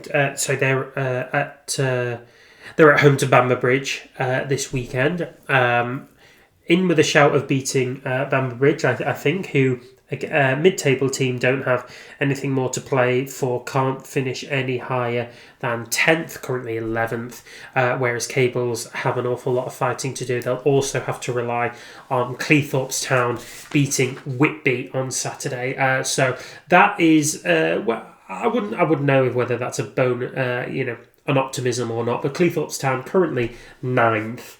Against Whitby Town, who are 18th. Just a short trip up the coastline from Cleethorpes to go and visit the guys at Whitby, and if you're a Prescott Cables fan, do the job. Yeah, good luck to Steve Daly and, of course, to Prescott Cables. Yeah, very much wish them the very best. Don't want them to go down if they can avoid it. But they've got a good chance. They're at home. I know they're relying on other results, but they're at home, and that should give them enough confidence to at least win that game. If they do their bit, then hopefully things will go in their favour. Yeah, exactly. But regardless of what happens, I mean, we've got to give Steve Daly credit for taking this relegation battle to the very final day, because I think at one point it looked all but certain, and I didn't anticipate them beating Trinity. I really didn't. No, neither of us did really. But you know what, they managed to do it, and they've given themselves a fighting chance. So good luck. So listen, we'll sort of sum up Bootle, Lower Brecon and Vauxhall Motors all in one. So they're the three teams fighting it out for the final playoff spot. It's in Breck's hands. If they beat Shifnal Town on Saturday, they'll finish fifth. Bootle host Mossley in their final game, and if Breck lose, it will be them in the playoffs. Vauxhall Motors will be relying on both to lose, and with the easiest of the fixtures against Stafford Rangers and a 2-goal advantage, they could sneak it at the death. Yeah, they could. What do you think? As you say, all in Breck's hands. Breck also being excuse me, if Breck are at home for this game as well, so it gives them all the opportunity in the world. Shifnal, had a decent enough season, finishing in 12th, pretty much. So not an awful lot to play for, but Breck have a last opportunity to just apply the gas and just see it over the line. Just see it over the line. That's all you need to do. If a draw kind of takes it out of their hands, really. Again, they're relying on Mossley and Stafford to kind of do them favours. So just win the game, lads. That's all you need to do. Just win the game. Yeah, let's not put a soft spot for all three teams, to be fair. I mean, we want to watch Bootle against Clitheroe. They look like a decent outfit. They certainly don't look as though they'd be out of place in the higher division. There's no doubt about that. But they're all three northwestern teams, aren't they? And it's difficult to...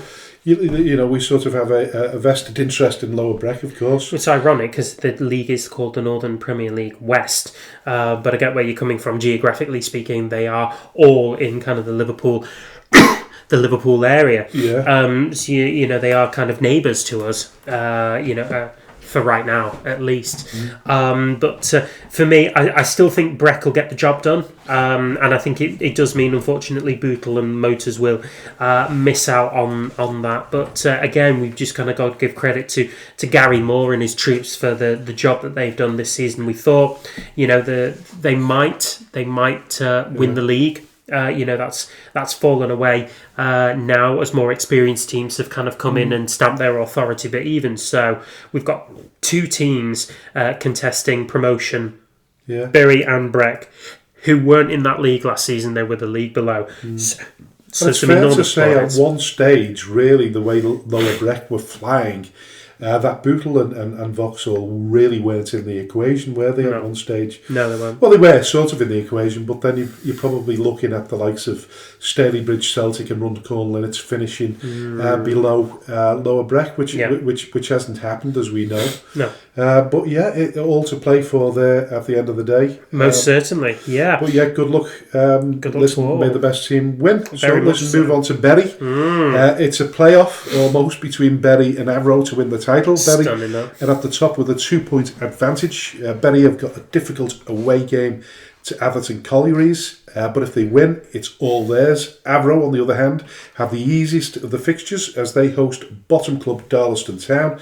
If Bury lose and Avro draw, it's enough. It won't be enough as Bury have a much superior goal difference. So listen, they have to win. Bury have to win, and ideally Bury have to win. The gap is 2 points, but even if Bury draw and Avro win, and both teams finish on 88, Avro still have to win by 8 goals. in order to kind of see that over the line. It's not the impossible because Darlaston, as we know, have had a pretty wretched end to the season, but the title charge is very much in Bury's hands. They had a brilliant turnout in their last game.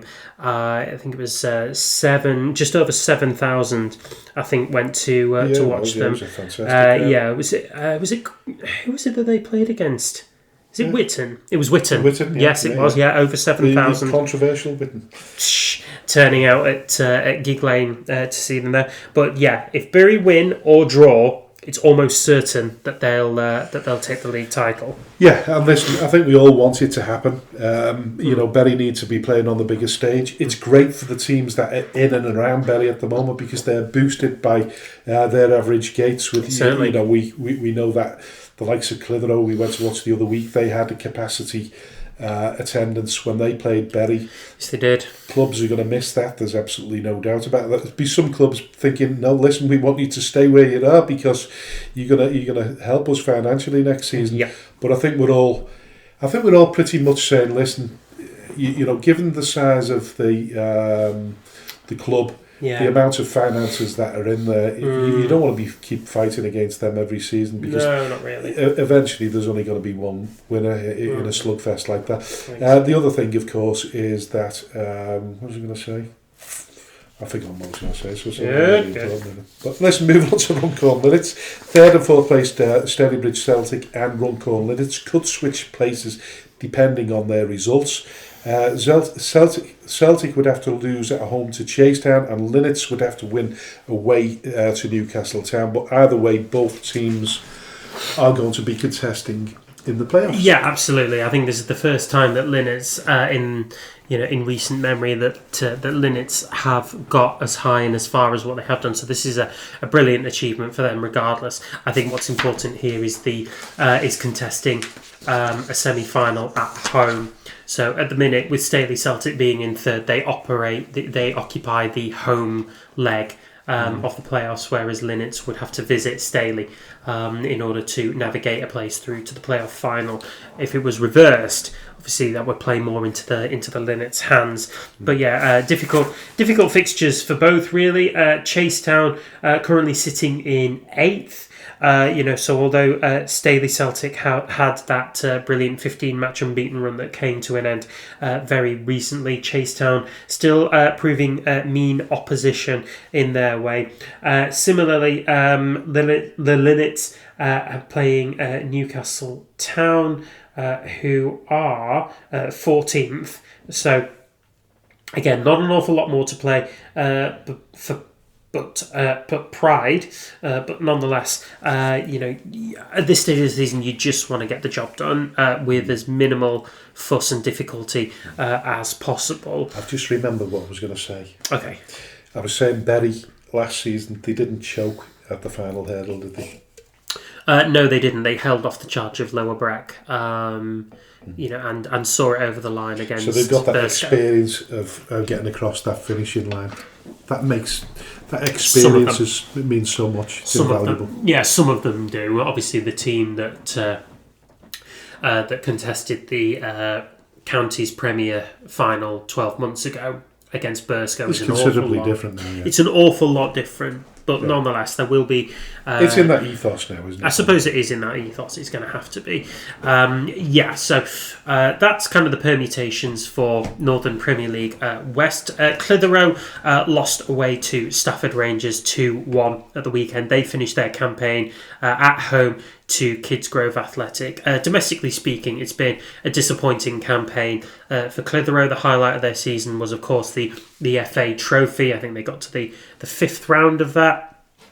What we do know is that they have struggled financially over the last couple of seasons. It was made plain to the wider footballing world when Carl Garner did a sit-down interview and was very candid and open about it. This has obviously played a big part in where they're likely to finish, which is around about 15th place. Can't finish any lower than 15th, but finishing a place higher if they win. And the team above them, Newcastle Town, lose, so they'll be hoping from a bit of a favour from the Linnets as well, just to make their position in the final league table a little bit more dignified. Question. Yes. Do you think Sean McConville will stay? And do you think they'll stick or twist? I think they'll stick myself. I think they'll stick. I don't know whether they can afford to twist at this point. I think McConville's just started to shape a decent squad in there. There's certainly a lot of players in there who, are decent and, could make a real go out of being Northern Prem players. But we did speak to somebody at Clitheroe that wasn't completely sort of bought into it. About McConville? Yeah. And he said quite a lot of supporters felt the same. Really? Even so, I think he needs... I mean, this is his first full season, isn't it, in management? 14th and a reasonable run in the cup. Yeah. You want to have more than that, but again, like, what's he going to do with no budget? What can he do? That's why I'm saying, never mind whether they stick or twist. Does he stick or twist? Does he? I don't know where he thinks he can go that makes him a... Because he's... I think just off the back of that FA Trophy run to a degree, beating York, it gave him some sort of gravitas with a few clubs in and around there. Yeah. Don't forget that if you look at the league there now, there's some really, really big clubs within that division, much bigger than Clitheroe. And so, I mean, he could probably, if there's one or two jobs become available there. Potentially. Yeah. Potentially, yeah. I'm still not sold on it, really. I think he needs another season. I just wonder whether bringing a Scouser back to Scousland somewhere, will favour him. Really depends on his little black book as well. It really depends on what kind of clubs are going to be open to that, and whether they're going to be jettisoning their managers in the off season. Listen, I think he's got potential to be a great manager. There's absolutely no doubt. Yeah, of course, he's just very. We know he's a little bit, inexperienced at the moment, but he's picked up an awful lot of experience in the last couple of seasons. Yeah, whether he's been number 2 or at the top spot. Yeah, get it, but I think he needs to do more with Clitheroe. I think he just does. Unfortunately, that's my view on it. Yeah, fair enough. Just before we go to Controversial Corner, I'd like to give a shout out to Carl Woodward. Now, Carl is the outgoing commercial manager of Winsford United FC. So Carl was one of the people who I reached out to when I first took on a bit more responsibility within the commercial aspect of it. He gave me a lot of his time talking me through how to actually tap into the commercial side of football within the local community, and how best to build kind of solid relationships with local businesses in order to make the club more financially sustainable. Carl sustained quite a serious bicycle injury last year, and has now made the decision to step aside as the commercial manager at Winsford, who just fell short of a playoff final in the Midland Premier League. They lost to 1874 Northwich. But anyway, Carl was part of that team at Winsford that went through the Counties Division 1 South last season, and then into the Midland League with such success, and I think he's been a key staple of why that club has been so successful in the last few years. He now looks forward to returning to the Barton Stadium as a fan, but from a personal point of view, with the amount of help he gave me, I just want to say thank you very, very much, Carl, and we wish you all the very best in whatever you decide to do next. Yeah. Controversial corner. So Ramsbottom football listeners, a few here really, but Ramsgate. Did I say Ramsbottom? Then? You did. I did. Oh, no. I meant Ramsgate FC. So Ramsgate FC will begin the process of appointing a new first team manager following the sacking of Lee Martin. One of the reasons given for his departure was that he underspent, albeit his remit was to be as simple as keeping them up in the Isthmian League. They're currently in 10th place, so he actually done that part of the bargain. He achieved that, yeah. But they sacked him for underspending. One, it's a really bizarre statement for a football club to make about underspending. But two, I can understand it. I mean, you probably don't, but I can understand it. And I'll tell you why in a minute. I think it is absolutely ridiculous, and I'm going to tell you why. If all he had to do was keep them in the Isthmian Premier League, he's done his job. He's done it well. It's not even that they've survived by the skin of their teeth. They're in 10th place. They're not even thinking about relegation at this point. And I think Lee's given them the best basis on which to continually survive without blowing his entire budget on it. Give him this season to start blowing his budget on trying to get them into the playoffs and start building a sustainable but successful Ramsgate FC. How on earth can you see anything other than what the hell? Right. So from a chairman's perspective, the remit was to keep them in that division. He did it. He did it, yeah. Fair enough. But there comes a point during the season where a manager and a chairman, the football club, they evaluate what's gone on so far. And if they see that he's done a reasonably good job, but he could have done better if he'd have spent more on better players, then you've got to question whether he's good enough to take them higher up into another division. Do you not understand where I'm coming from? Yes, I understand where you're coming from. I think it's a bit silly, really. But it isn't, is it? Because that's what the football... We know it's a results-driven business, and yes, he managed to keep them in the division. There's absolutely no doubt about that. But if you could have performed better by utilising the tools that the board of directors have given you, and maybe even, we don't know because it's not being mentioned, but maybe the powers that be have said to him, listen, there's more money in the pot here, you can spend it, and he's not done it. He's just kept Ramsgate as being sustainable. Well, they're saying we are sustainable because we've got some money left in the bank account. Yeah, how many teams have said this and then said, oh, going to have to cut the budget? Listen, there's nothing wrong with good housekeeping. There's absolutely nothing wrong with that at all in terms of budgets, financially. It's music to a chairman's ear when you can perform well on a relatively sort of decent budget without overspending. But I suppose the question has to be asked is how much further could they have gone if he'd have spent the money that he had? Why is he in a rush? Players? Why is he in a rush?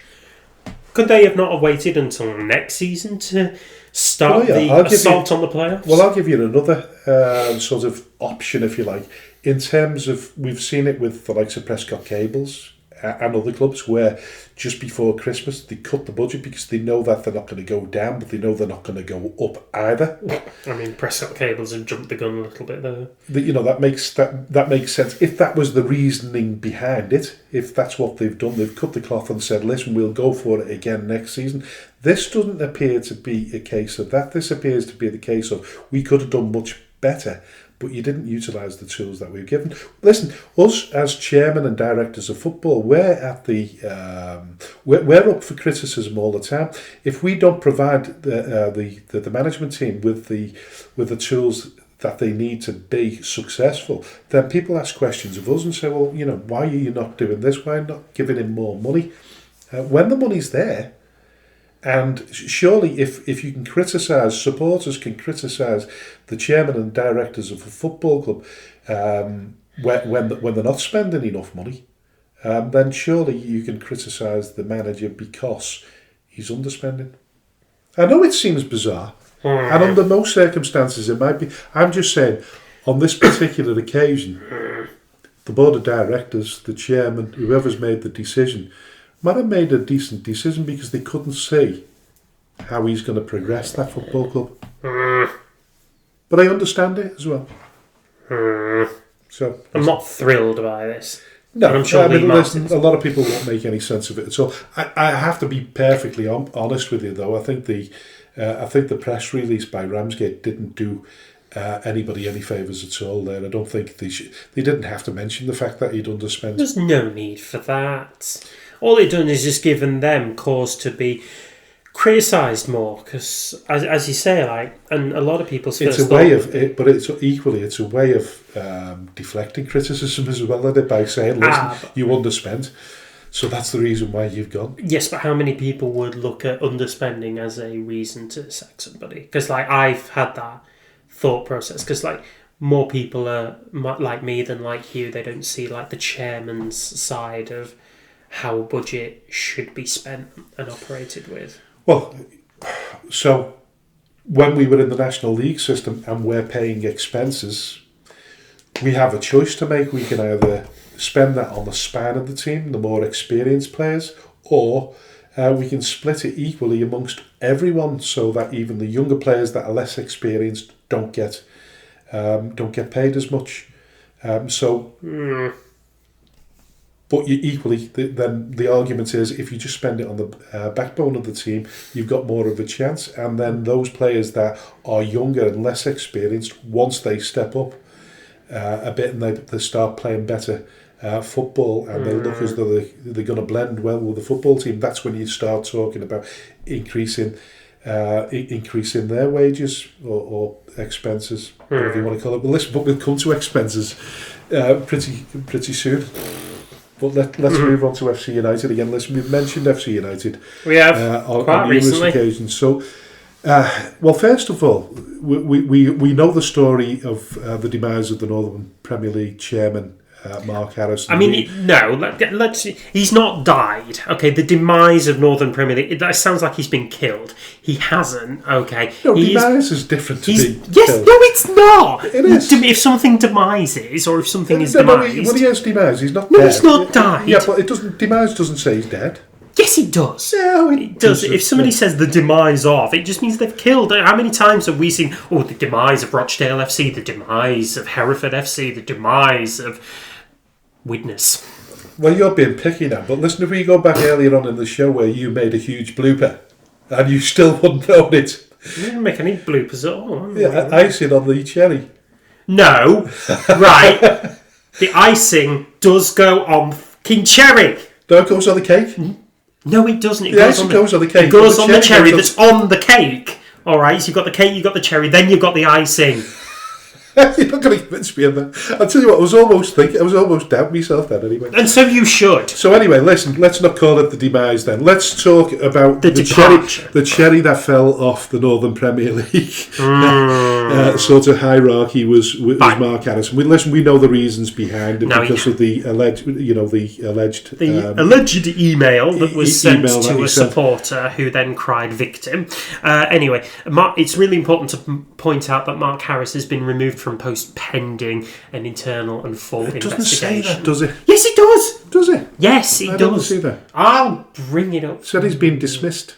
Yeah, pending an investigation. I don't think you dismiss someone. You suspend them, don't you? You don't dismiss them. Well, you can put them on gardening leave. It's the importance in words, isn't it? Yes, quite. But listen, they're not all getting it right. Anyway, listen, that game got played in the end, didn't it? And they drew 1-1 on Tuesday night. Fucking pointless after all that.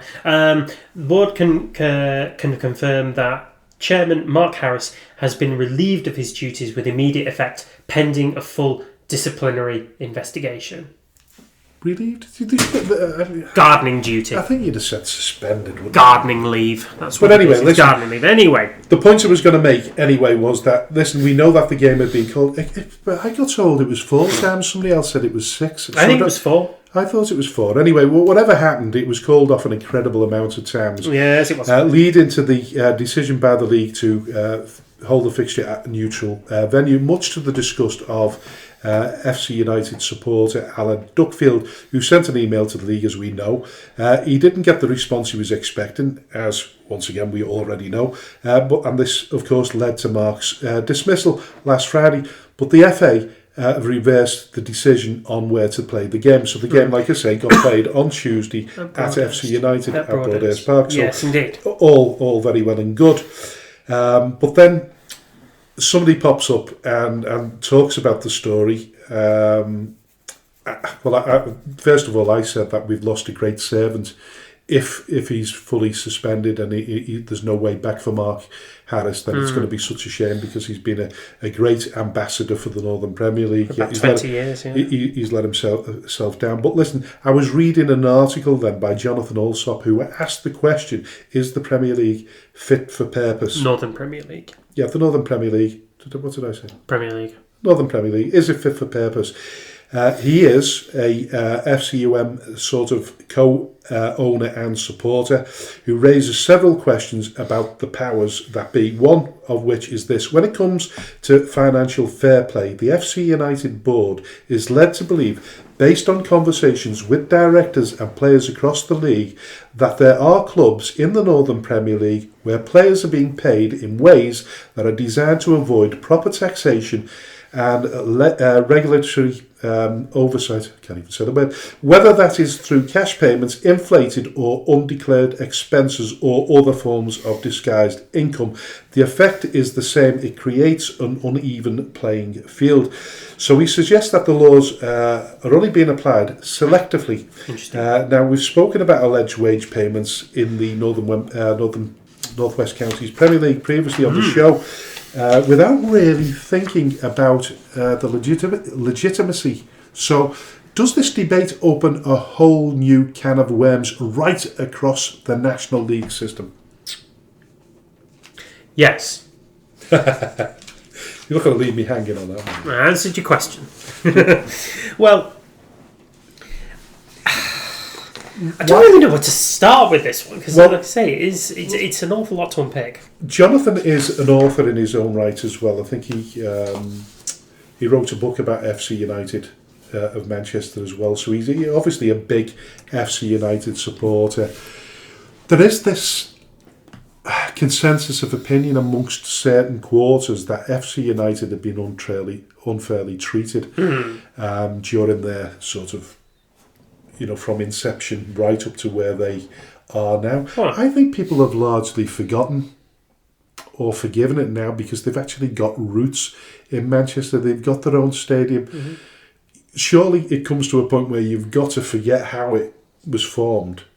The reasons behind the conception. I don't even know, because half of the teams that we sort of know of, like we know full well that AFC Liverpool and City of Liverpool were both formed as breakaways of original institutions within not football. Quite as similar to what FC United were, because they came with a really huge fan base, and we've had this conversation before. I think the feeling was at the time that they run roughshod over the minions of the league. So they started off at Northwest Counties. They wanted to start at the Northern Premier League. Yeah. They were given the opportunity to start at the Northwest Counties purely based on the amount of people that would be following their support. So it was a safety issue amongst anything else. But it was really a good thing for the Northwest Counties at the time because it promoted the Northwest Counties, which is a very well run and organised league. Certainly as we know. So it brought that them into the spotlight a little bit, but also gave the opportunity for teams that had never seen gates of those sizes before to make to have a slice of the pie. Yeah, to really do well financially at least once a season, and if they got them in the cup, then twice a season.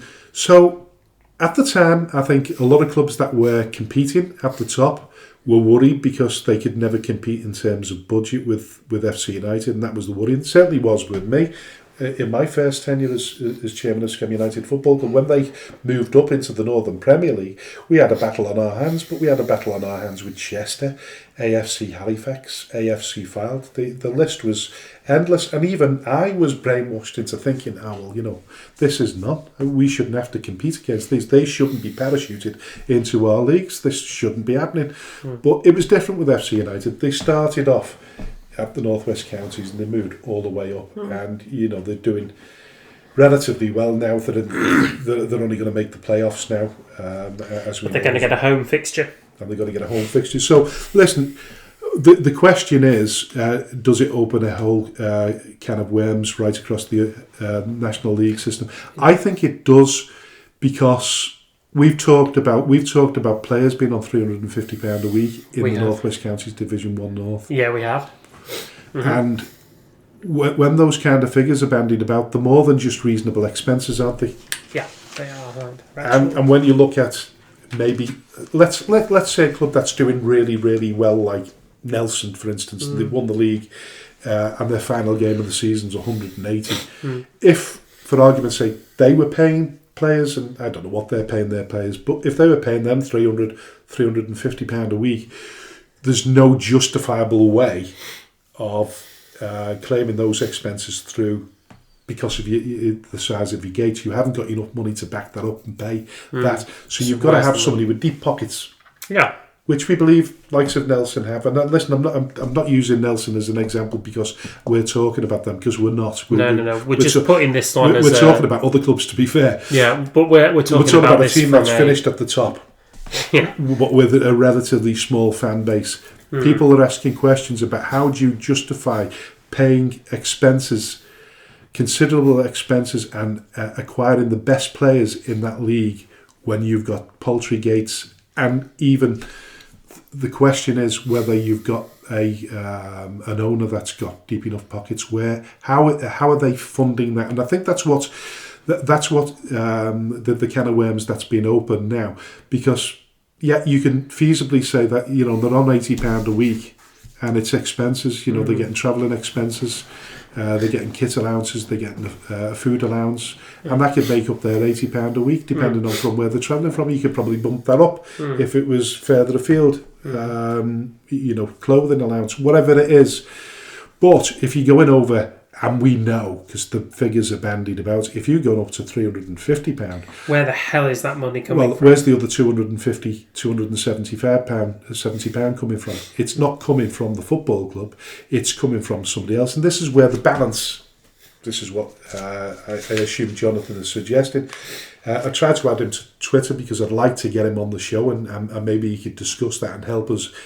It was a really big article that he's written, so if you ever get the chance to read it, then I suggest you do. I tried, but I think he didn't have enough time. It did go on a little bit, but I feel as though it was a deliberate way of trying to sabotage the Northern Premier League and suggest, even though the Northern Premier League wasn't mentioned directly, it was just saying that basically this is what the finances are being done. Yeah, that he was suggesting that the laws were only applied selectively. But if you don't know, you can only speculate. Really. If people speculate that you're on £350 a week, if you can't find that they're on £350 a week, you have to accept that they're only on £80. Yeah. And until you can find out and do an audit of everybody that's involved in that football club to find out where it's... Let's not forget that the counties is run purely by volunteers. Near enough, isn't it? So where on earth are they going to find the time to carry out a financial audit? And until all funding moves to digital and a cashless society, you are never going to properly police this as much as what your suspicions believe you needs to be done. Anyway, listen, that's probably opened up a debate in itself, so hopefully somebody will respond to that and maybe come on the show. But listen, Joe Duckworth. So Joe Duckworth is the former captain and striker of Witton Albion. The news came about from Witton Albion that Joe's contract had been terminated by mutual consent. Joe then issued a statement of his own on social media explaining why. He bravely admitted to having a gambling addiction that has made it difficult for him to function. As a result, he has decided to take time away from football and concentrate on rehabilitation and beating his addiction. Now, this is one of very, very few news stories at this level where a player has openly admitted to having some kind of difficulty or addiction that needs putting ahead of football as a priority. We've got a higher level, haven't we, with Paul Merson and people like that? Yes, Paul Merson's been kind of a major proponent of gambling, and losing a lot of money because of it. But for Joe, I think his statement is whilst not quite as all-capturing as what Paul Merson's is, it still shows a huge degree of bravery and self reflection to a point where he's admitted that he has got a difficulty that needs prioritising over football. Admitting it is the most difficult part of it. So the first process of it, he's got really right, and I've wanted to discuss gambling addictions. Pardon me, within football for a considerable amount of time, and I'd love to get Joe or someone like Joe on the show to explain how people have got involved in gambling addictions in the first place. I know from experience, when I used to go on some of the bigger away games and we used to be coming back on the coach, most of the players at the back of the coach either be swigging large amounts of lager off, or they were certainly playing chase the ace and losing the wages or even the clothes. That happened on a regular basis, so we know that there's a culture within football for betting, even in terms of you see players come together and say, listen, I'm backing such and such a person in a horse race or a horse in a particular race. So we know it goes on, and there's a big culture of gambling within sporting, the sporting fraternity. I don't think it's as bad now. I certainly don't see it as bad now with these younger guys. No. I don't know how old Joe is. Sorry, I've got a terrible cough now. Just take a drink. I don't know how old he is, to be fair. I'm not sure. I'm suggesting he maybe a little bit more sort of in his mid to late 20s, possibly. A bit more long in the tooth to look himself in the mirror and say, yeah, I've got a bit of an issue. Yeah, listen, I should have done my homework then, found out exactly how old he is. But I think more of the current younger people, more sort of got the noses into the phones and looking at social media. I think old school, it's too easy to go on a betting app and just put money. Yeah. Put money on your credit card. Yeah. Although I believe that's stopped now. You can't. So if you're gambling on an app now, you can't use a credit card to. No, it has to be a debit. It has to be a debit card. Yeah, with your own. I'm terribly sorry. I got a bit of a cough here. But so you're going to need a cough cover in a minute, aren't you? Yeah. So, like I say, I don't know what particular age he is and where it started, but it would be really interesting to get somebody on the show to explain how it started for them and how we can help people within the football culture to stop that from happening. I mean, just stop gambling on team coaches. Yeah, I mean that would have been a start kind of back in the day, but it depends on how much of it is being done openly or how much of it is being done kind of in secret. I suspect you can go into self-exile, so you can, if you feel as though you've got a gambling problem going on, you can ban yourself from betting. Betting right across the UK board, if you like. So then you can't bet with anyone, so it doesn't matter whether it's Ladbrokes or William Hill, Bet365, William Hill, reel them all off, Fred Dunn, you name it. You can tell I've got a gambling issue, but no. Listen, I've been in a situation myself where I could have gone the wrong way with gambling. So that's why this is a particular subject that is close to heart, and I would like to. I think we've got a responsibility at football clubs to help. I think certainly at the higher echelons of football, because of what's happened with Paul Merson and people like that, I think they get greater help at football clubs. Yeah. Who was the other fella that blew all his money? He used to play for Liverpool, I think, didn't he? Was it Harry Kewell? No, I don't think it was. But listen, he might have done, but there was somebody else that actually got completely cleared out, didn't he, because of his gambling habits. There's been a lot of Premier League footballers that have gone down the same line. And what they used to say Dominic Matteo, yeah. What they used to say is that they have an awful lot of time in between training. It takes you back to Tyson Fury, really, doesn't it? That how do you fill your moments where you don't get those highs? So you're not training, you're not playing football, and maybe you've got an international break and you're not in the England setup, the Wales, you're not being called up. You've got more time on your hands. Yeah, you're still training with your club, but you've got your afternoons off. You could be doing the school run, I don't know. But, as Tyson Fury says, the one thing that keeps him almost sort of on the straight and narrow is having that, what would you call it now? That focus on it, on taking his kid. There's another word for it, but taking his kids to school, backwards and forwards to school. That gives him something to get up to do. Beyond that, he becomes bored and fidgety and wants to do. I don't think he's got a gambling issue. That might come out once, at some stage. But certainly, a lot of these players that have got an awful lot of time on their hands, you can understand there. The likes of Georgie Best and Paul Gascoigne went to drinking, and some people went to drugs and things like that. You can understand they've got huge amounts of money to spend and nothing to do. Yeah, it's their responsibility to find something to do. It is, but I think it's getting better now. But I think at non-league level, we just take it for granted. We don't really delve into the personal lives of our players, do we? No, we don't. We don't know what's going on in their personal lives. Not really, no.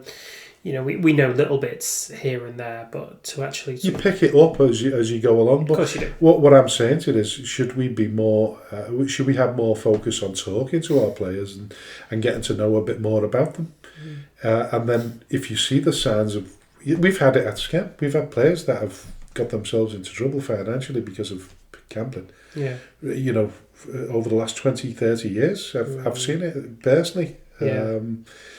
And it's not nice because it wrecks families, and it's easy to turn around and say, well, just find yourself something to do, shape up and sort yourself out. But unless you, and even getting yourself exiled, I forget, what's it called, self-expulsion, is it, from?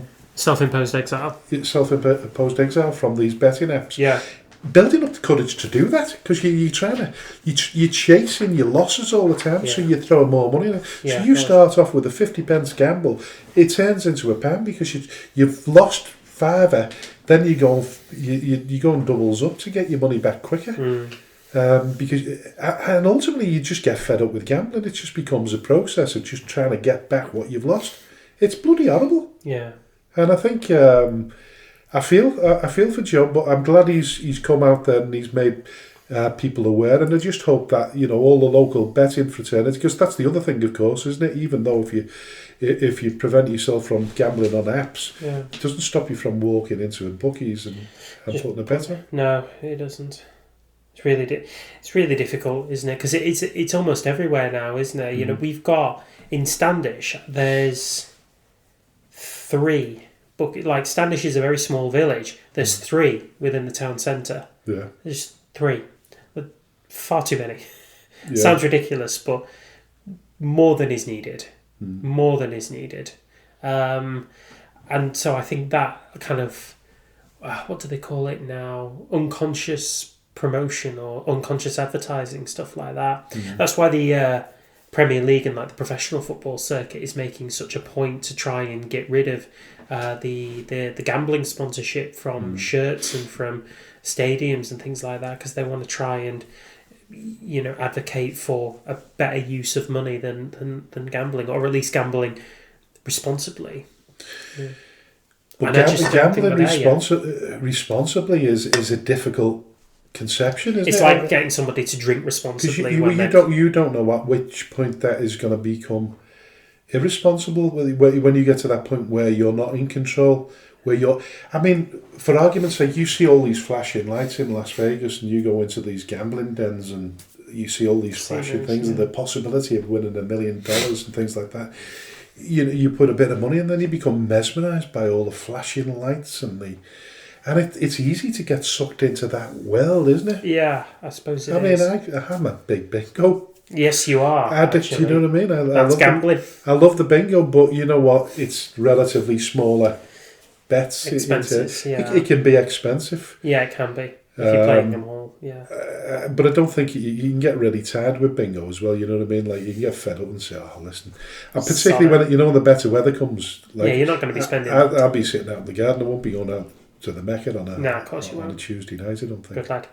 I'm saying that, like, you know what? I say, like, famous last words. When I come back shaking at the end of summer or the beginning of the new season, and You know, so anxious to put it on, to get the bets on. Yeah. I mean, listen, I think I like to have a little flutter. I think it's, you know, if you can do it within reason and you can be responsible, gamble responsible, I think it's great for having a little bit of fun. Is it a necessary thing to have in your life? No, it's not really, is it? No, it's not. And No. it could, because it can cause so much damage. Is it worth getting yourself sucked into it? It's a little bit like going for a crafty fag behind the bike sheds just because your mate's doing it. At which point, when you carry on doing that, you become addicted to it. Or having a drink. Or having a drink, yeah. I mean, people... I mean, I remember somebody once saying to me that alcoholism is more prominent than you actually think. So if you... Even if you drink just at a weekend... every weekend, if you've got to go out every weekend to have a drink, then you've got a form of alcoholism in itself. Oh. Would you agree with that? If you can't go a weekend without having a drink, do you think it's got a pull? It's got that magnetic. But it's a bit more of a social pull, isn't it? Really, you know, you can. You could argue that gambling in the bookies is a social thing because you go along and watch the races. Yeah. In the bookies, if you want, you see the more ardent of races, and then you can at the races you can subscribe to that on Sky, and you can watch or other sources. You can watch the gambling. You can watch all the races, every single race right across the world. You can watch that all on TV. You can gamble on everything. And I think when they talked about these bigger Premiership stars that have done it, that's what they used to do. They bet on everything. They bet on it. They did. They bet on like the university netball or something like that, didn't they? They just bet on any single sport in any field possible. Yeah. Just anything that had an opportunity to bring some money in, they do it. Yeah. Well, I even I can't remember who it was now, but it was one of the obviously notable people who was talking about their gambling addiction, and he said that he got to the stage where he used to say to his friends, "If I tell you exactly how much is in your wallet, will you give it to me? And if I lose, I'll give you 100 quid." Jesus. He'd gamble on that. He'd actually gamble on that. That's how bad gambling had got. That's really bad. Yeah, that's proper stupid gambling, man. Anyway, listen. Hopefully we'll get somebody on the show. Moving on to other controversies. Stop. Yes, Gary Neville. So I normally bring up sort of Gary Neville. I quite like Gary Neville. I know he's an acquired taste. Some like him, some don't. But the amount of abuse that he received in front of his wife, which was up on social media the other day, was totally unacceptable in my opinion. Yep.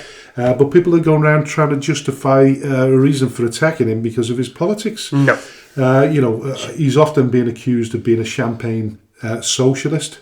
That he talks like a socialist but lives like a conservative. Yeah. So I'm totally against any bombardment of anybody purely based on their politics or what you think of them. I even, like I said about Keir Starmer before, I feel sorry for the amount of stick behind the politician. There's a man, there's a human being, there's a father, there's a husband. Yeah. I even seen a picture the other day of him in a dress with who was the other person? Was it Justin? Who's the Prime Minister of France? Justin Trudeau? No, that was Canada. Oh, Canada. Oh, so it might have been him, might have been them two both. Justin Trudeau. No, it's Mark Clayton, is it? The new Prime Minister of Canada. I don't know. Anyway, there was a picture between two politicians. One was Keir Starmer. They were both dressed up in dresses and they were kissing each other. And it's ridiculous. We've got to that stage now when when they reflect on this, what would they do if their fathers or their sons were subjected to the same amount of abuse? They wouldn't like it, would they? No. So why do they do it? And I think it's easy target because they're not really going to defend themselves, are they? No. I mean, give Gary Neville his due. He's since said on the overlap that, he was a little bit disappointed with it. He didn't dwell on it. I think he went to a James concert. He was on his way into a James concert when somebody had pulled him up. And he said his only regret was he didn't film him himself. Yeah. He said because he thinks that if he'd have been filming he wouldn't have. He wouldn't have put that on social media. But we're living in that era where people want hits and impressions. And yeah, it is. Sad. It's pathetic. Anyway, listen, Liverpool County Premier League. Just sort of mention it briefly because we've talked about the expansion from 12 teams to 16 potentially next season in our division. And Formby will form a part of that. But how bloody weird will that be? So Skelmersdale United playing an away game at the ground that once played at against a team from Formby playing at the JMO. You just couldn't write it, could you? No, that's really kind of Twilight Zone kind of thing. So Formby FC, who play their home games at the JMO, have announced that they will be part of the expanded Liverpool County Premier League for the 26-27 season. That will mean playing Skelmersdale United in Skelmersdale, with Skelmersdale as the away team. Go figure. We might get a big gate for that one, to be fair. Yeah, listen, we know, we've heard all the politics about Claybrow and they've taken over the running of JMO on Saturdays and Sundays. We know what their ambitions are as well. But listen, I have to say at this point that I've said it before. I started out my term here, my second term at the helm of the football club 3 years ago, going directly, as I mentioned, I think I mentioned it earlier on in the show, didn't I? Going directly to Jay Howarth and asking whether there was a possibility of amalgamating the two teams. That didn't happen. We know what we've already mentioned that. But I spoke to the people that run the JMO at the time, and as the last time I spoke to them was on the 2nd of January, and I'm still waiting for a phone call now off, I assume it's John Mallinson's sidekick.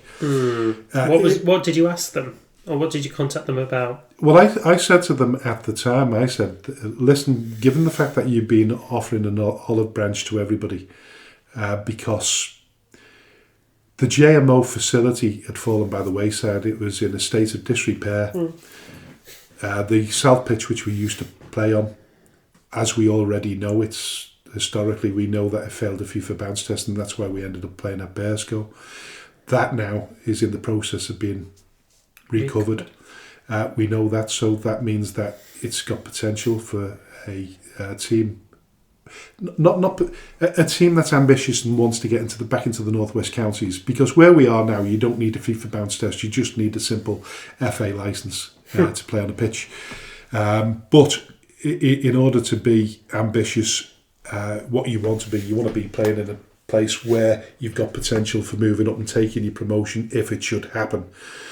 So when they were offering the olive branch, because they've fallen out with an awful lot of people, a lot of people have been treated really disrespectfully, paying an awful lot of money into that system and getting shortchanged out of it. If you're going to spend that amount of money year in, year out, sending your kids to play there, and teams that were playing on there as well, the likes of Claybrow, the facility's getting worse. You're still paying the same, but you're probably paying more annually. It's going up. It did with us when we were training there. They put the training costs up, but they weren't increasing the standard of the pitches. So I just basically said, when does that olive branch extend to Skelmersdale United Football Club? Because we'd like to come back. Now, whether we were going to go back there, temporarily or not, it doesn't really matter. It's not really part of the equation. But the fact that we asked, is there a possibility that we could go back there? And then to have silence since the 2nd of January, since I last spoke to Steve Tomlinson, I had no. So when people ask the question about why didn't you do this, you should have done that. Well, the simple matter of the fact is that I tried it. On both occasions, and both let me down. So, it is weird. But it'll be good to play Formby. Regardless of what happened, good team, good setup. We played them. Bobby Shirley, he's the manager. And he's been doing a really sterling job there. Yeah, greatest of respect to him. Congratulations to him and to Formby, because as we know, Formby in a similar position to us, they used to play in Formby and eventually being forced to, sort of into a nomadic lifestyle, culminating in them playing at the JMO. It doesn't make sense. 2 towns that maybe need to knock their heads together and come up with solutions. But you know what? If people won't talk to you, people don't listen, you can't do anything about it. No. But listen, I think Formby have got a possibility of getting back to Formby sooner rather than later. So they're working on something behind the scenes, and it would be nice to get Bobby Shelley on the show and listen about their plans for the future as well, because I think they want to get back into the Northwest Counties. Sounds good. Bobby, give us a call. Yeah, but listen, finishing off the controversial issues. Now, I only found this out last minute today when I was doing my research. So Kings Lynn, we remember the story about the Sprinkler Gate. They've been fined a whopping £10,000 by the National League Disciplinary Panel for the breach of League Rule 8.11. Each club must take every precaution to keep its ground in good playing conditions. So, as we know, the allegation was that they had inclement rainy weather anyway, but then they put the sprinkler system on overnight to make sure that the game didn't get played the following day. So they've obviously been found guilty of it. Yeah, they have. And it's cost them a hell of a lot of money, actually, by any standards. I imagine there'll be some kind of appeal there. I would have thought that'll probably be lowered or suspended, maybe. I don't know how stringent that rule is, but you know what? That was an expensive watering session. Yes, it does. Yeah, the cheesecake of consequence rarely arrives without calories. Well, listen, I remember watching, because you were talking about them, that thing that you've been watching on Netflix. Perfect. I remember watching a police camera action or whatever it was, where some fella after a night out had decided to pee in an alleyway and he got fined on the spot, something like 80 quid or something like that. The cop turned around and said, "That's the most expensive piss you've ever taken." He said, He said, "What did you want me to do? Piddle me keks?" Yeah. So in many ways, this is the most expensive lesson that Kings Lynn will ever learn. Let's hope they've got a few bob, or they've got a chairman with deep pockets, or they turned off the water and saved themselves a bit of money. Well, let's hope that the chairman was aware of this, because right now I'd be looking at my manager and I'd be looking at my groundsman and saying, "Listen, what did you concoct? Yeah. Why did you do this with not coming to me first?" Yeah. But what a bizarre story. Well, one of the funniest stories, but it's not really got a happy ending for them, is it? No, it doesn't have a happy ending. It's just one that you laugh at, really, isn't it? Yeah. So listen, we'll finish off with Leicester City, because we mentioned Hereford, but Leicester City, going from winning the Premier League not so long back, right down into League One. For next season. Yeah, it's not been unheard of. Manchester City fell from grace, as we know, many moons ago. Many blue moons ago. Manchester United before that as well. United won the Champions League in '68 and were relegated in '74. Yeah. So that's a bit more of a tumble with City, wasn't it? They were in danger of going out of the Football League completely, weren't they, back in 1992? Well, they dropped. They got relegated twice in succession, didn't they? They ended up in what was the Division 3 at the time. Sunderland a bit more recently as well. They had back-to-back relegations across 2017 and 2018 as well. But have you seen the complex that Leicester have got? Have you seen? Yes, I have. I've been there. Have you? I've been there. Yeah, I've been amazing. I've been to the training complex. I've been to the stadium. Like, it's all. So where's it all gone wrong? My theory is that this went wrong, or at least it started to go wrong the moment the old owner died in a helicopter crash in 2017. Now, don't get me wrong, his son came on board as the main man, and he won the FA Cup in 2021, but that was still on the basis of a team that was largely put together by Brendan Rodgers, containing still Jamie Vardy, James Maddison, Yuri Tielemans, Harry Maguire, sorry, not Harry Maguire. He'd gone by 2020, but nonetheless, there was a really good core of a team there that just, they were sold off. Vardy obviously left a couple of years ago. Maddison was sold to Spurs. Various players have kind of gone on their way, and the replacement just hasn't been good enough. The quality that was sanctioned by the chairman just wasn't there. In terms of funds, and I think it's just gone downhill ever since. Just poor players. So it's 10 years ago since they won the Premier League. They won the Premier League, and of course the season after they were playing in the Champions League, as we know. A lot of the issues sort of culminated around about the COVID area because King Power, the duty-free retailer owned by in the airport. What's his name? Vishay? Sure. Whatever his name is. Very long name. So obviously with airline travel halted, it had a huge impact on their financial position. Yeah. So really, really desperate. And then I think there's been a 6-point deduction. Financial rules. Yeah. Yes. But even so, they've still got big names in their squad. They still had Patson Daka, who was part of the team in the Premier League. They've still got Chowdhury, who plays in the midfield. Hassan Chowdhury, with the big afro, he still plays in there. Can they afford to keep him? Oh no, God no. They'd have to let him go.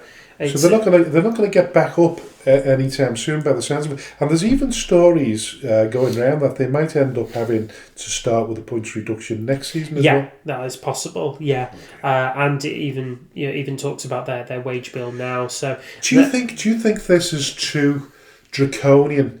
Because still now, I mean, the only team that I can recall getting points deductions in the Premier League, and I'm talking about the Premier League, has been Everton in recent times. Manchester City are still avoiding points deductions. They should be in probably the National League North right now, or maybe even the North West counties, based on the points deductions that they should get. Is there arguably is there an argument to say that the likes of the Premier League or the Football Association should be helping clubs when they spiral out of control for relatively sort of reasons like we say about the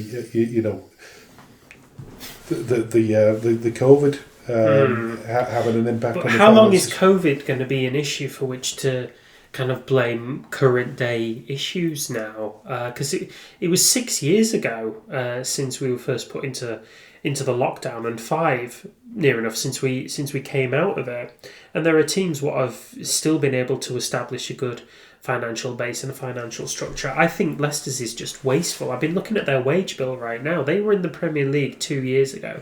Their wage bill was £150 million for the season. Well, Brendan Rodgers did go on record, didn't he? I think he was managing them at the time. Yeah. And he did turn around and say that Leicester have got to be very careful with the spending. Yeah, exactly. So they've the accumulated losses since 2019 has reached 375 million. So last month Leicester reported a deficit of 71.1 million for the 2024-25 season when they were in the Premier League. Future finances have been cashed in to keep the club running as well. So loans have been taken out with investment banks that are worth about £100 million at a rate of 8 to 9% interest. They bought in players like Harry Winks, former Tottenham player. He's on £90,000 a week. They've got Patson Daka, as I say, who's on I think 60. So isn't this a little bit like the gambling addiction, really? In terms of you're gambling your football club away because you want to get You want to recoup your losses. Yeah. And the only way to do it is where the big money is back in the Premier League. But if somebody like Brendan Rodgers is turning around and saying, listen, be careful now, you're overspending, and it's going to have an effect on you further down the line, then... Yeah, well, it is, isn't it? In spite of the COVID situation, regardless of that, you've still got to keep your house in order, haven't you? Yeah, you do have to keep your house in order. But is it a gamble? Is it? It's a huge gamble. But these are gambling all the time on their own. Yeah, of course they are. But you're always taking a gamble when you're signing a player, don't you? You're always taking a gamble on a player who. Well, financially, you're gambling. You're speculating to accumulate. Yeah. To get yourself back into a position of power. Which is ironic because when this hasn't just happened. It hasn't just happened now, has it? It's happened the minute that they won that Premier League. They were already spending too much money. The season after, they finished in the semi-finals of the Champions League, and then that season, I think they finished in 8th or 11th. I can't remember what it was. Was it 8th? So they're starting to tumble down again. They're still spending. Overspending, overachieving. Overachieving, certainly. Well, we all felt they overachieved when they won the Premiership, but the Premiership was a poor Premiership that season. It was, yeah. Yeah, there was no way they'd done it if teams weren't hitting top form. The people that suffer the most are the supporters. Yeah, of course they are. Yeah, but the thing is, like, Leicester is a 40,000... stadium, yeah. 40,000 seater stadium. It can hold those decent numbers. You would like to think that it would continue to hold those, even when they, start making their, It's never been considered a hotbed of football, has it? And that's Leicester. Probably the biggest thing, isn't it? There seems to be more protection for the likes of the Uniteds, the cities of the world. Well, more the city right now. We're talking about Manchester City apparently getting away with murder. And I just think, listen, I feel sorry for the supporters. Yeah, so do I. It's a Roy the Rovers stuff, but as we always know, that once you've reached that pinnacle, then the sort of flip side to that is failure, isn't it? Yeah, of course. When you've achieved more than you should have done, then the flip side is spectacular failure, and this is what's happened there, and we can see it going even worse. Listen, I'm pretty sure that. Has there been any speculation about new ownership or anybody coming in to take over? No, not necessarily. Because they're still selling the story that we're going to be okay, don't worry. Yeah, they have, yeah. They gave a press release the other day, didn't they? Say, listen, it's not what we wanted. We didn't expect to be here, but it's happened now. We understand the feeling, but we're still fighting. Pretty much, yeah. So they've... I'll start with this one. Is that they've the current chairman is Kun Top. That's his sort of nickname. Okay, and he's taken personal blame for the club's decline. And the fans of the club want him to go, but he says that. Although they've lost 272 million between the 2021-22 season when they reached the Conference League semi-finals, and then again when they dropped out of the Premier League again, but it's had a lot of difficulties with profit and sustainability rules, and again, as I say, have been spending far too much money on players that just aren't good enough. The director of football's been another focal point for the fan anger because he's put together a really high-priced squad that's underachieved and probably one of the worst performing sides in the club's history. The current kind of two strikers at the minute, Jordan Ayew and Patson Daka, have scored 11 goals between them. That's it. You've got Harry Winks, Yannick Vestergaard, Hamza Chowdhury, all kind of Premier League players. Big earners, very, very big earners. Winks ended up having a heated, yes, he did, conversation with the supporter, didn't he? Yeah, he did. But in my lifetime, I've actually used to have good friends in Leicester, so I've seen Leicester City play in the old League One. Nigel Pearson was their manager back then, but they were still getting big crowds. I can't remember who they were playing. It might have been Norwich City. They beat them 4-0. In front of a really good crowd. I think there was about 30,000 there. So I think, I wonder if they kind of need to have like a bit of a cultural reset at the minute where they just get rid of all the high-earning deadwood and start again. Like, obviously, it's going to be easier said than done, but I think they placed such a gamble on all of these players who were proven Premier League players in their own right to be able to just get them bouncing straight back up into the Premier League, and it hasn't worked. Not only hasn't it worked, it's backfired in the worst way possible. Like, the TV deals won't be there anymore. It's only about 2 Well, that's what I was going to come to there. People. So Top has already... He's previously written off millions of pounds in loans. Yeah. But he's also been told that, obviously, television revenues are going to be much lower in League One. Certainly will. There'll come a point where there's not much left to take out loans against. Nope. So from next season, clubs in League One will be restricted to spending 60% of their extra football income, such as prize money, cup earnings or transfer fees received on player-related expenditure. Wow.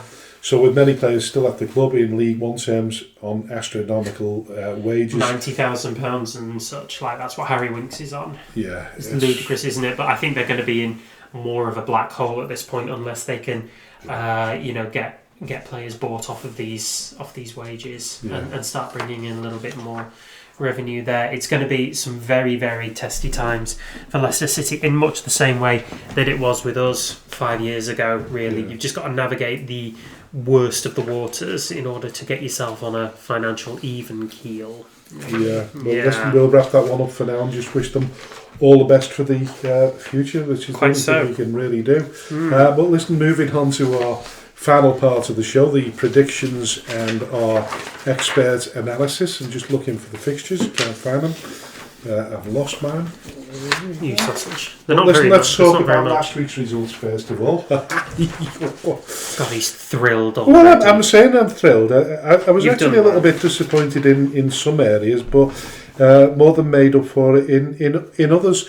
So there wasn't many fixtures to predict on. So, no, there wasn't. So it was never going to be the high scoring. So do you want me to go first, or do you want me to go second? You go first then. Right, okay. I scored a grand total of 17. 16. 16? Hey! I've won again. Oh, God. I'm so good at this. Yes, really am. Right. I'm so pleased with that. I think that sort of sums up your season, really, doesn't it? It's a bit like... No, went on an amazing run, just dropped off, unfortunately. Well, that's what I'm saying. That's no good, though, is it? Having a drop-off. Shut up. Yeah, I'd sooner sustain that pressure, which you clearly thought you had, but I lost the results pages, so I couldn't really tell you what was what. That's not my problem. No, it certainly wasn't. But listen, we haven't got many results to predict.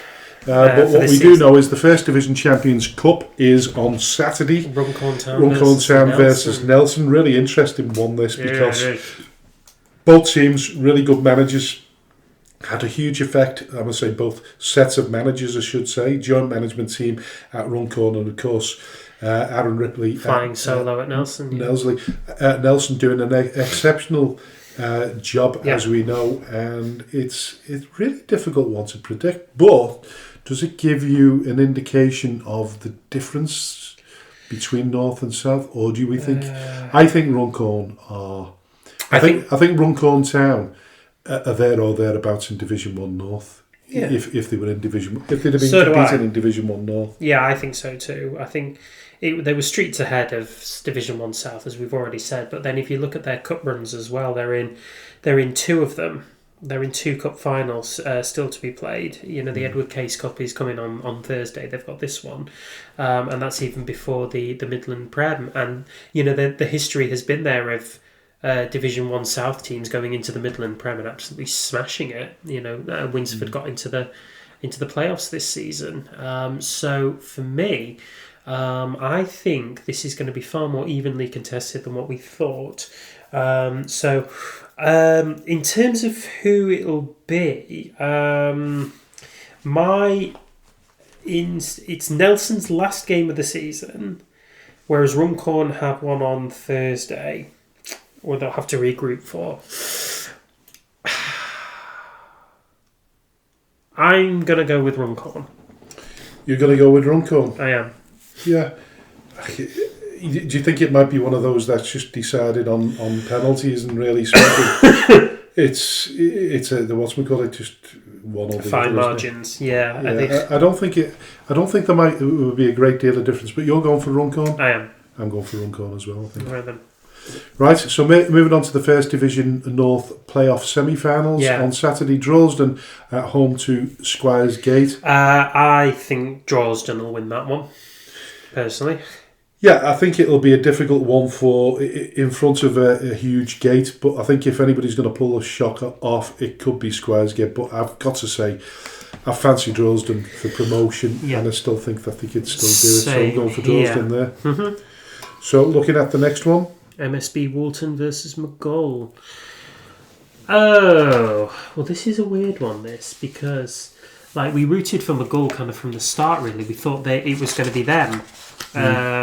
But they've not quite fashioned it the way that we thought, although they have kind of pulled themselves together eventually. Only 3 points difference between them and MSB Walton. I feel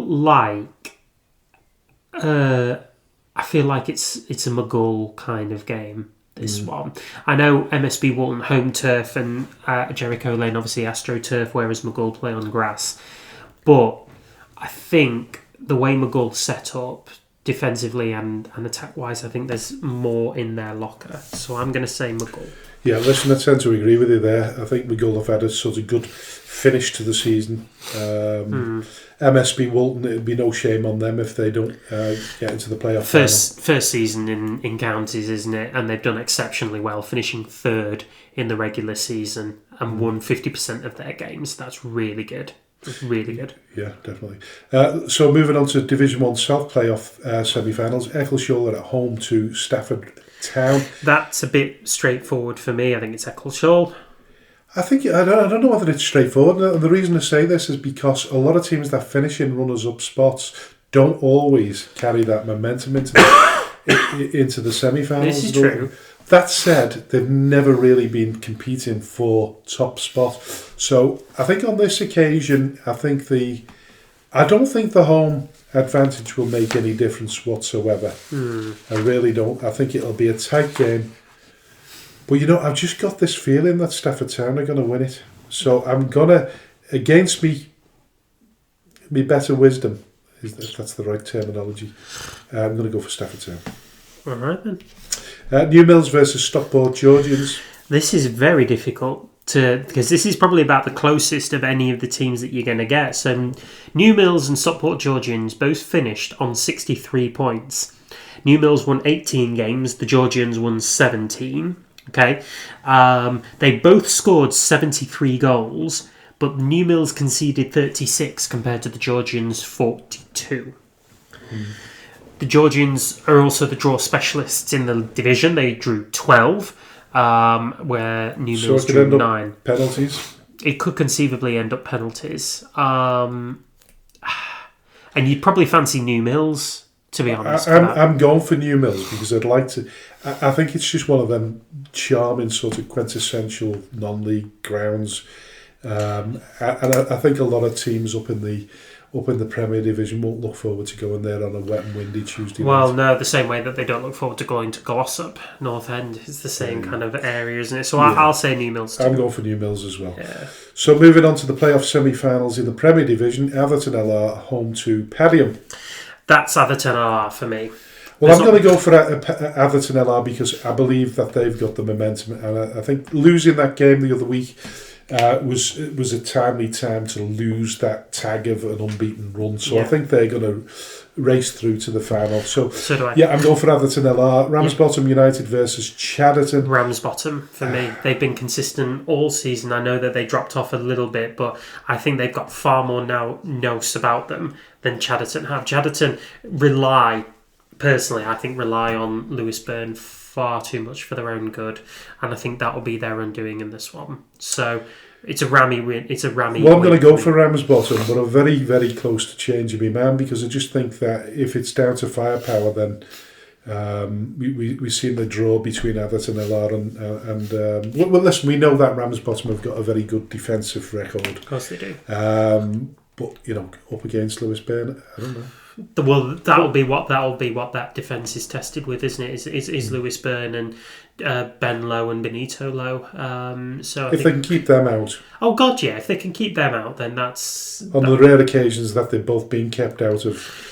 If it's not one, it's the other squad. Well, it was FC St Helens the other week, wasn't it, that kept them to kept them to 0. So stranger things have happened, but I think that is. I'll go along with you. I'm going to go for Ramsbottom as well. So moving to the Edward Case Cup final, which is next Thursday, played at Exton Villa. It's Darwin FC versus Runcorn Town. I'm going for Runcorn Town. So most definitely. Right. So listen, the playoff finals are being confirmed. So Saturday, the 2nd of May, the First Division North playoffs and the First Division South playoffs, as well as the Premier Division playoffs, will be on the 2nd of May. They'll all be played on the 2nd of May. Obviously, to be confirmed once the results. Once the semis, the semis are concluded. Yeah, exactly. So we've got a bit of waiting to do until then, haven't we? So, has anything surprised you about the season in terms of teams where they've finished and where they've been? Those that have been relegated? Yeah, I mean, we talked about this a little bit last week, didn't we? So I think we've kind of got to start with the obvious one, which is City and Liverpool back-to-back relegations, a threat to their existence. We've seen that one coming a little bit, didn't we? But we didn't think it was going to be as tragic as this. No, I didn't think it was going to be as tragic as that. It's really disappointing for them. I think as well, I didn't anticipate West Didsbury and Chorlton to finish as low as 9th. No, neither did I. No, they made the playoffs last year. Were beaten by Lower Breck in the semi-finals, so that was a bit more of a difficult one. So yeah, and I think I don't know. Maybe it's a bit tight for me to say, but I honestly thought Burscough would do a little bit better. Yeah, I think Bearscough, they shocked me a little bit. I thought they were going to be in the playoffs. And they looked like they were going to up until about February time, didn't it? And then it petered out. Unfortunately, then they put all their eggs into the cup run, and that didn't. He's got a bit of a rebuild there, Dempsey. He does have a bit of a rebuild. Yeah, you're right, and I think the rebuild will be. Yeah, of course he does. But I think he'll be given the facilities to do that as well. Yeah. I think the coffers have improved a little bit under Jay's regime, so I would think that there's a bit more to spend on players for next season. If we look at division, can I just say though, off the field in terms of Bearscough, there's been an improvement in the the sort of community ethos of the football club. Now there's been an improvement in gates as well. Yes, so it's all heading in the right direction. I think to get that extra finances, they've got to sort of bring them gates up through the 200s on a regular basis to achieve greater success. And I think that's what they'll want. They'll want to improve on what they've already done. Yeah. Or particularly what Jayhawks has done over the last 12 months. Mm-hmm. They've done a fantastic job with the local community there. 100%. And if they keep doing that, I think they really will push the players. Bring more support to the football club. Yeah, I think it will. Yeah. Okay, so Division 1 North. I think the main disappointments for me... Darwin finishing 6th. Ashton Town. Holker Old Boys less so, to be honest. I thought they'd... Holker Old Boys, I thought they could, they could perform... miracles they were in the playoffs. Happen, does it? Yeah, they were in the playoffs last season, and again it didn't work out for them. I don't think I expected McGill to be in the top 5. I said, I did, to be honest. Bringing in the signings, I can't find the predictions, so we need to listen to the first. We do need to listen to that first episode, don't we? But I did think McGill were going to be there or thereabouts. To be honest, the signings that they'd made in the early part of that season were really good, and so kind of with that in mind, I thought that they'd be sort of there or thereabouts. I think we've already talked about Daisy Hill and kind of the perennial disappointment surrounding them. In terms of who I've really appreciated, I think MSB Walton, obviously. Squiresgate. I didn't expect this kind of strugglers, weren't they, last season? They were the strugglers in the early part of this season. I think they, 6 months ago, they were sort of down in 15th and what have you, and then they just put on an irrepressible run of form and squeaked into the playoffs by a point.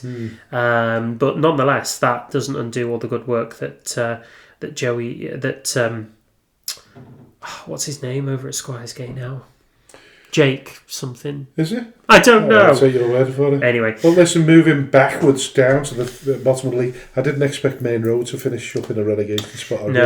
No, I didn't. And I think they will be relegated as well. I know we've got the R on all three teams there, but the initial indications are that Ashton Athletic will get the reprieve, but Garstang and Main Road will be relegated. How can they relegate? Because Ashton are above Garstang. Yeah, that makes sense. So Ashton will get a reprieve, yeah? I believe so. Yeah, that's what the initial maps are suggesting at this time. Obviously, things can change, depending on what the league, decides, on what the FA decides.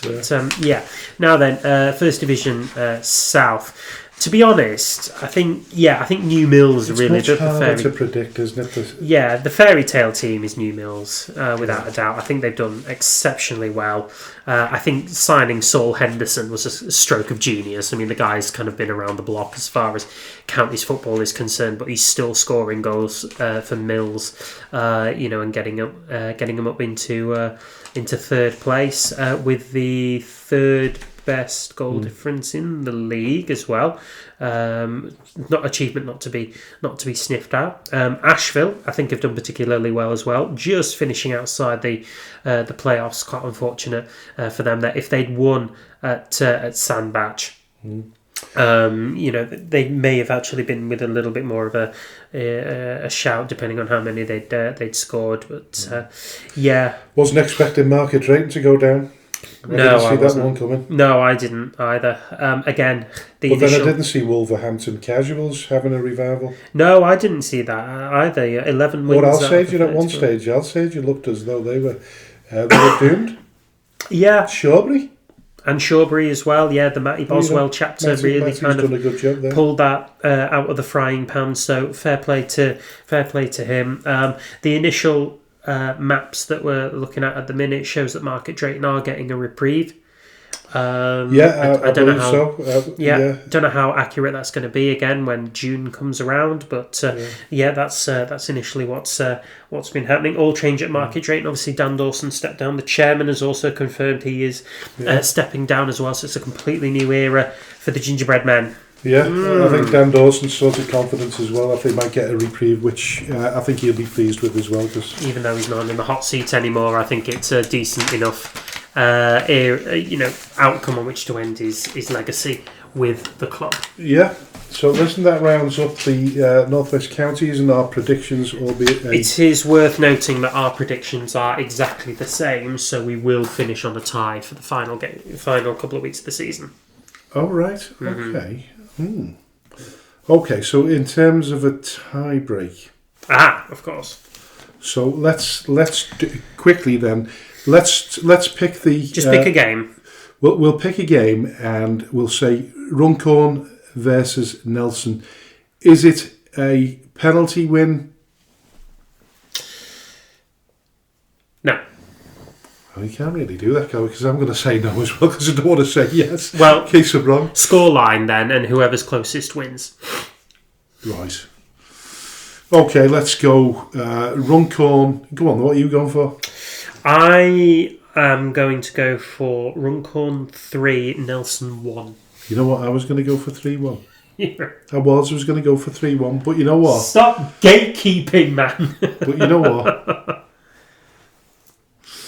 I'll go for 2-1. All right then. 2-1, so that'll be the tiebreaker. There's the tiebreaker. Right, okay, that's sorted that one out. We'll know one way or another whether I'm the king of the week again. But listen, yeah. So listen, what we learned so far this week. Oh wait, listen, we haven't even talked about Scam, have we? No. Yeah. Well, listen, briefly, we're playing Liverpool now. our final. Oh, listen, yeah, we've got to pay respect to that. We can't just leave that, can we? God, how did we forget about our own team? There's that much to cover, I suppose. But so we played Nalgo in our last game at the Marine Travel Arena on Saturday. Very much looking forward to the game. We've been really, really well looked after at the Marine. Thanks to James and Paul Leary for allowing us to play there. And Colin for facilitating every single Well, I was going game. to mention Colin has been an absolute godsend. What what magnificent bloke he is. Yeah. I can't remember the girl's name, but she's been very helpful as well. So there's lots of names in my head. But particularly Colin, he's been very accommodating. It's been a pleasure to get to know him, and he said that he'll be coming to watch the occasional game at Bearsco, so we're looking forward to that. As for Nalgo, I went and watched Nalgo versus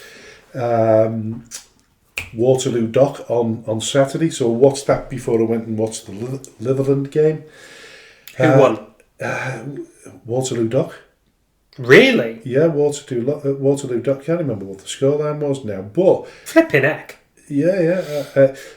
Waterloo Dock next season are going to be a real... So they were losing 1-0 at half-time, I think, and then they got it back to 1-1. Or did they get it back to 1-1 before half-time? I can't remember, but either way, they won the game in the end. They turned it around. Very good. And you could see it coming. I felt as though Nalgo were a little bit toothless up front. Their sort of main sort of play is aerial stuff, so corners and free kicks, they're really, really good at delivery in terms of that. Going forward, the ball in front of them, I don't know, they overplay things a little bit.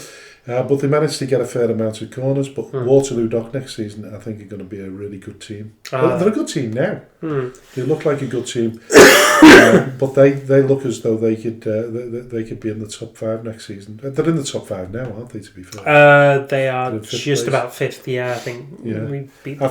I think they're top 3 or 4 next season. I think they do better. I think they're starting really to build well something. organised, well-drilled team. Managed really well. Can't remember the name of the manager, but he's decent manager as well, yeah. All right, then. So, I think it'd be nice to win our final game at the Marine Travel Arena Stadium, and I think we can do it. Okay. I'm looking forward to the game. It'd be nice to sign off there with a victory. Yes, and then, of course, when we've got our remaining 2 games, which we'll mention in the next week show. But, congratulations have to go, and I think we've already mentioned it once, but congratulations again go to the winners of the Liverpool County Premier League. The Grenadier done a fabulous job. I know arguably they've already dropped a point. They've got the best. We know that on paper, technically, they've got the best record in Europe in terms of their unbroken winning record, their winning streak. But as we know, one of those games was a 1-1 draw with Daysbrook, which is not registered now. So they've remained unbeaten all the way through the season. They've only got cup finals to contest now, haven't they? Or they'll have a game. No, they've got a couple of quarters and semis. There's still got league games to play. They've got. Yeah, I think they've got 2 games. So they still could lose before the end of the season. Yeah. Yeah, you're hoping. I don't know what to tell you. Anyway, listen. Also, it's been a pleasure to get to know the Liverpool County Premier League. What doesn't break you makes you stronger. Yeah, and I think that probably sums up us so far. I think we've learnt an awful lot. I think we've had a stronger second half to the season. And I think if you could put that at the beginning of the season, we finish in the top 5. I think you're probably right.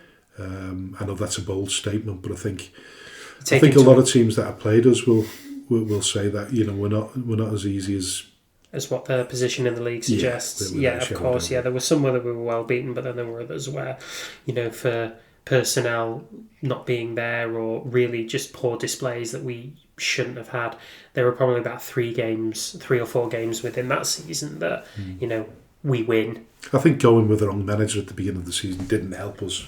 Well, no, we hadn't quite found our pathway. We already had the right manager there. We didn't recruit him. He was hiding. he was there. He was there in plain sight. But I think we've got good management set up now. Yeah, of course. And of course, Barney's got more time now so he'll be there. Free up. So he was there at training on Wednesday. Absolutely brilliant to have him back on board. Yeah, it amazing. is. So yeah, really looking forward to next He should season. be there on Saturday, shouldn't he? Yeah, he'll definitely be there on Saturday. So listen, we get to that final part of the show. We've tried it once, we'll try it for the second time. But what have you learned so far?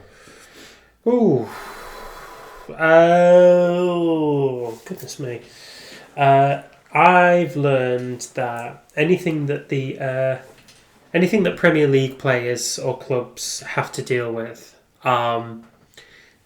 non-league players and clubs also have to deal with, maybe on slightly quieter terms, but it's still stuff that it still can be a struggle. Gambling, pressure from fans, self-expectation. All of this emotion and difficulty isn't lost on players, even down at non-league level, and it affects. If it can affect one, it can affect us all. Mm. Yeah, totally agree with you there. It takes an awful lot of bravery to to admit that you've got an issue, and once it's out there, people can help you with it. Fantastic. Me, I think we mentioned opening up a can of worms before, and I think sometimes people need to be a little bit more careful in terms of context and suggesting things, and without being able to really back them up.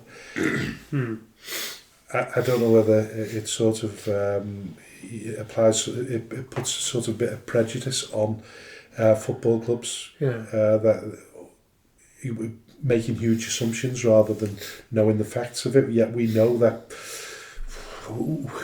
the balance sheets sort of vary, and there's sort of cute, clever accounting right across the board. But you know what? We're not talking about millions of pounds here, are we? We're not talking about false accounting at Premier League football clubs or 115 charges. Yeah, we're not talking about that. So yeah, I can understand where you're hurt and you're feeling hurt because it's your football club and you want to protect it, and you feel as though it's been disadvantaged because there's a vendetta against you. I think you've got to get that out of your head. As soon as you get that out of your head, the vendetta's gone. It's I think you can almost bring bad publicity to the football club by just suggesting that there's a vendetta, and I don't honestly believe that there is. By and large, now I think the non-league aficionados, the people that are really truly non-league football, understand it all now. They get it, and they like it, and they want people to prosper, particularly FC United and Manchester. I was hoping they'd go up automatically because it's a story. It's a great story. The context of it is great. Starting from nothing and rising through the ranks. And listen, we hope that would be the case with the likes of the Witnesses and Flixtons. But I would once again argue the case at